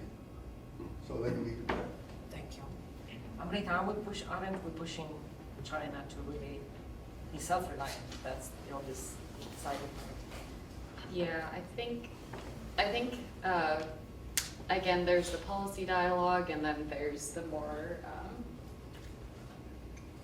science diplomacy angle, where there are still a lot of collaborations between labs, and so that, but yes, I think we are really pushing them to be self-reliant on many fronts, and there is a conversation amongst, or in the policy world, of course, of, our relationship with China, of course, provides security in a lot of ways and stability, and that was not the case with Russia or USSR back in the day, and what happens when you actually isolate a country, especially given our trajectory over the last few decades to actually globalize. And so I think time will tell really what ends up happening. I think it's just hard to predict what that means in terms of geopolitical balance and what China will really be capable of, because from the conversations we've been having, a lot of people have said, well, China isn't as advanced as we think that they are, and that narrative has been pushed through the policy circles so that we see them more as a threat than they actually are, because, again, pushing for bipartisanship on a lot of this legislation and how much of a threat China actually appears to be, and so how advanced it will get, et cetera. I don't know. I think we'll just see how that plays out. Professor Nam, I want to ask just final questions, especially to you, on this question about China. Korea has been remarkably successful in being able somehow to balance the equilibrium between China and the United States up to now, right? So how do you see moving forward? I mean, Korea seems to now really leaning one way, and there will be cost. So how do you see this relationship, especially between Korea and China, playing out? Yeah, so, true. Yeah. Korea is surrounded by the big country, including Russia and Japan or North Korea.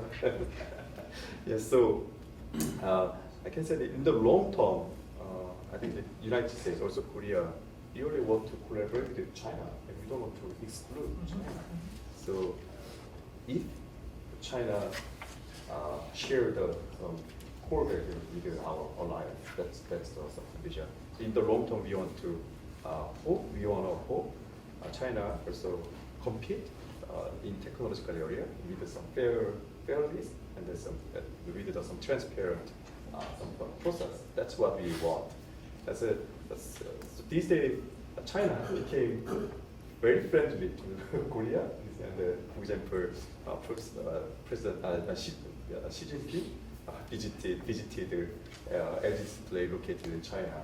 To LG Display, one of the big factory was built in the Guangzhou area in China. So in the morning today, he visited that LG Display factory to show some friendship, to guarantee some support to the LG Display.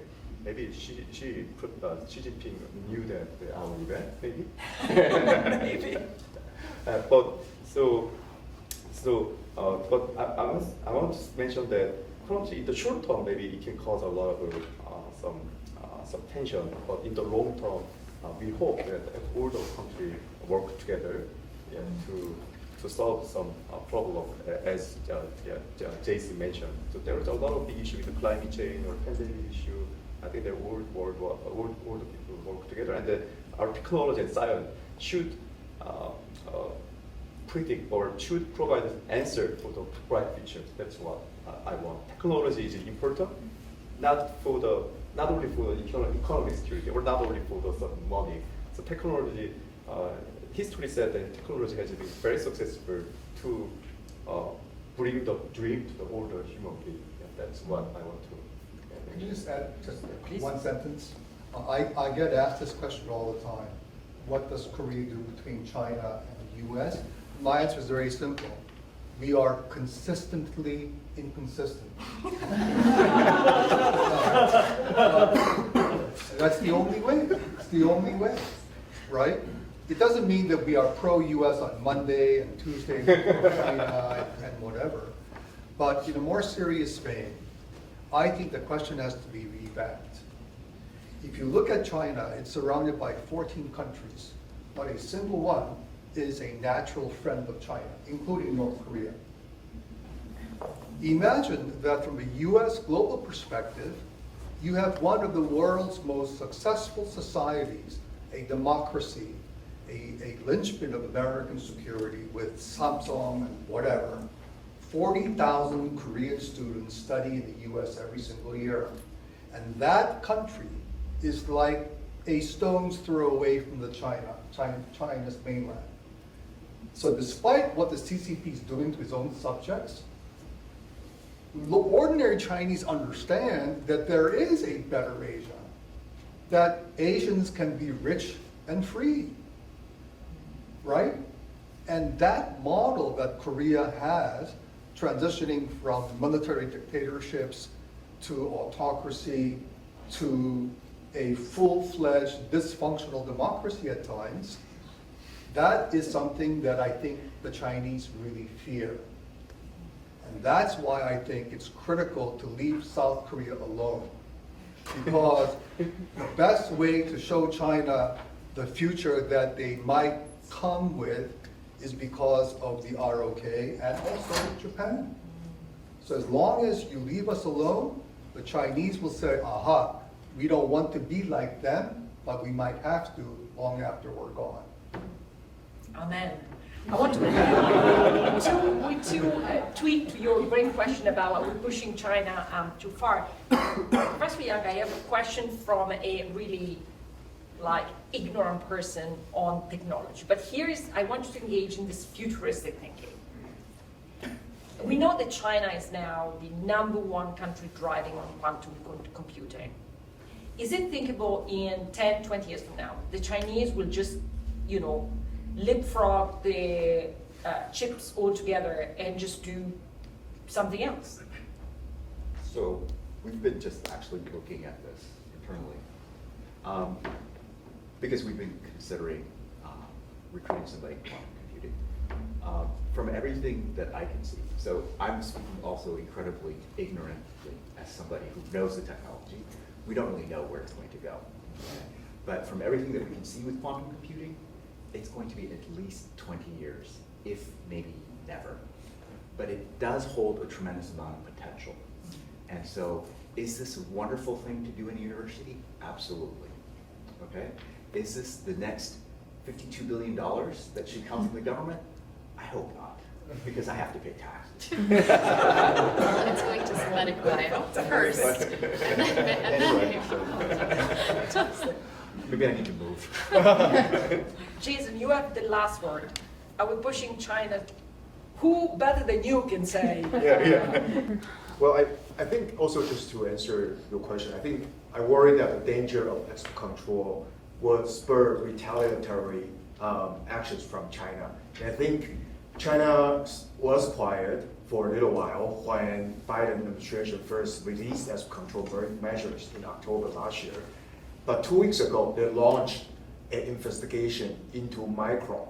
So Micron is the world's largest memory chip maker, and it employs tens of thousands of employees overseas. So this is seen as the first retaliation from Beijing on the export control. On the business side, it's hard for them to do anything, but I think on the political side, I think it will have long-term implications. And as far as where Taiwan fits in with all this, it's very complicated for Taiwan as well. As I said, that we are stuck between a hard place and a rock. On one hand, it looks as if Taiwan is gaining more and more sovereign visibility in the world by the support from the U.S. congressional members. But this also sends a signal to China that U.S. is losing credible assurance to China. It still supports one China principle. So this could precipitate Xi Jinping into thinking that there's no hope for any sort of peaceful negotiation with Taiwan. And they could shift because of internal pressure for him to maintain his legitimacy as a leader of China to make a move on Taiwan. And on the other side, if we completely move our semiconductor facilities to overseas, which also make us more vulnerable, because originally we have something that both China and US want. Now all of a sudden we have to take sides. We can no longer use it as a deterrent to keep China wanting our stuff, and then also from attacking or invading Taiwan. So it's going to be very hard for the next 5 to 7 years for Taiwan, I think. Yeah. All right, please join me in thanking. Well, I'd like to make one statement. I just recently testified last year in district court about trade theft of a Chinese company and a Taiwanese company of Micron. Micron, Right? yeah. So I was the main witness for this, and I had to judge the technology. All right, and I'll tell you that that whole thing started with Micron.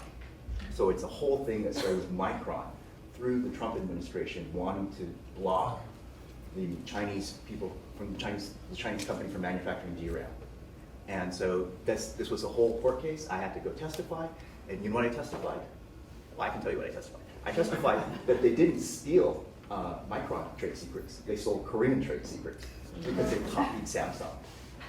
But anyway, yeah, you don't know this. But the thing that's interesting here is you can't stop technology from moving. Technology has always moved. It moved from the US to Japan. It moved from Japan to Korea. It moved from the US to Taiwan. And how did it move? It moved in the papers that you publish. But more so, it moved with the people. And my close friend is CEO of SMIC in Beijing, and he's a very smart guy. And he will figure out how to make it without the machines, and he'll figure out how to make those machines to do it. Okay, he was trained at UC Berkeley under Jimming Hu, who used to be the CTO of, he used to work at Samsung, he used to work at TSMC. So it's a very incestuous world, and people move around. And short of stopping people from moving, you're going to have a very hard time from stopping technology from moving. Fantastic. Please join me in thanking this fantastic.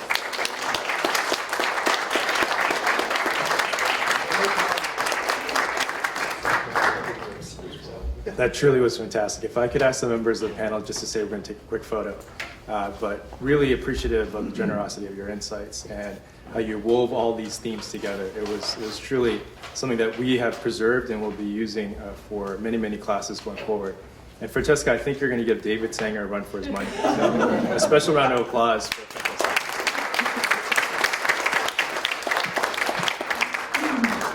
Just wanted to give a quick preview for tomorrow. So tomorrow will be our third and final day of the summit. We'll be placing the spotlight on North Korea's cybercriminal activities. And our keynote speaker will be Andrea Gacki, who's the director of the Office of Foreign Assets Control at the U.S. Department of the Treasury. I joke with my colleagues at the Treasury Department that they have supplanted the Defense Department. They truly are the point of the spear when it comes to national security these days. On day 3, the focus will be specifically on curbing North Korea's revenue generation from crypto theft. And our very own Alex O'Neill, co-founder and lead of the North Korea Cyber Working Group here at the Belfer Center, will be moderating the panel. The featured speakers include Ashley Chafin-Lomonovo, who is the DPRK cyber crimes expert at Chainalysis. Chainalysis is something for our South Korean audience members you'll know of because they're working with NIS in tracking some of the North Korean cyber criminals with great effect. We'll also have Kim Won-soo, who is the chair professor at Kyung University and former Undersecretary General and High Representative for Disarmament Affairs at the United Nations. And we'll also have Dr. Kim So-jung, who is the Senior Research Fellow at the Institute for National Security Strategy. And also Priscilla Marucci, who is a fellow with the Career Project and a very unique analyst in the sense that she had a long career in training at the National Security Agency as the enduring threat manager there, focusing on North Korea. So with that, I also wanted to preview our final closing remarks tomorrow will be coming from Consul General Yugi Jun here at the Consulate General in Boston. So with all of that, tremendous thanks to you all for helping to further build the community here. And as last night, dinner is served. Thank you very much.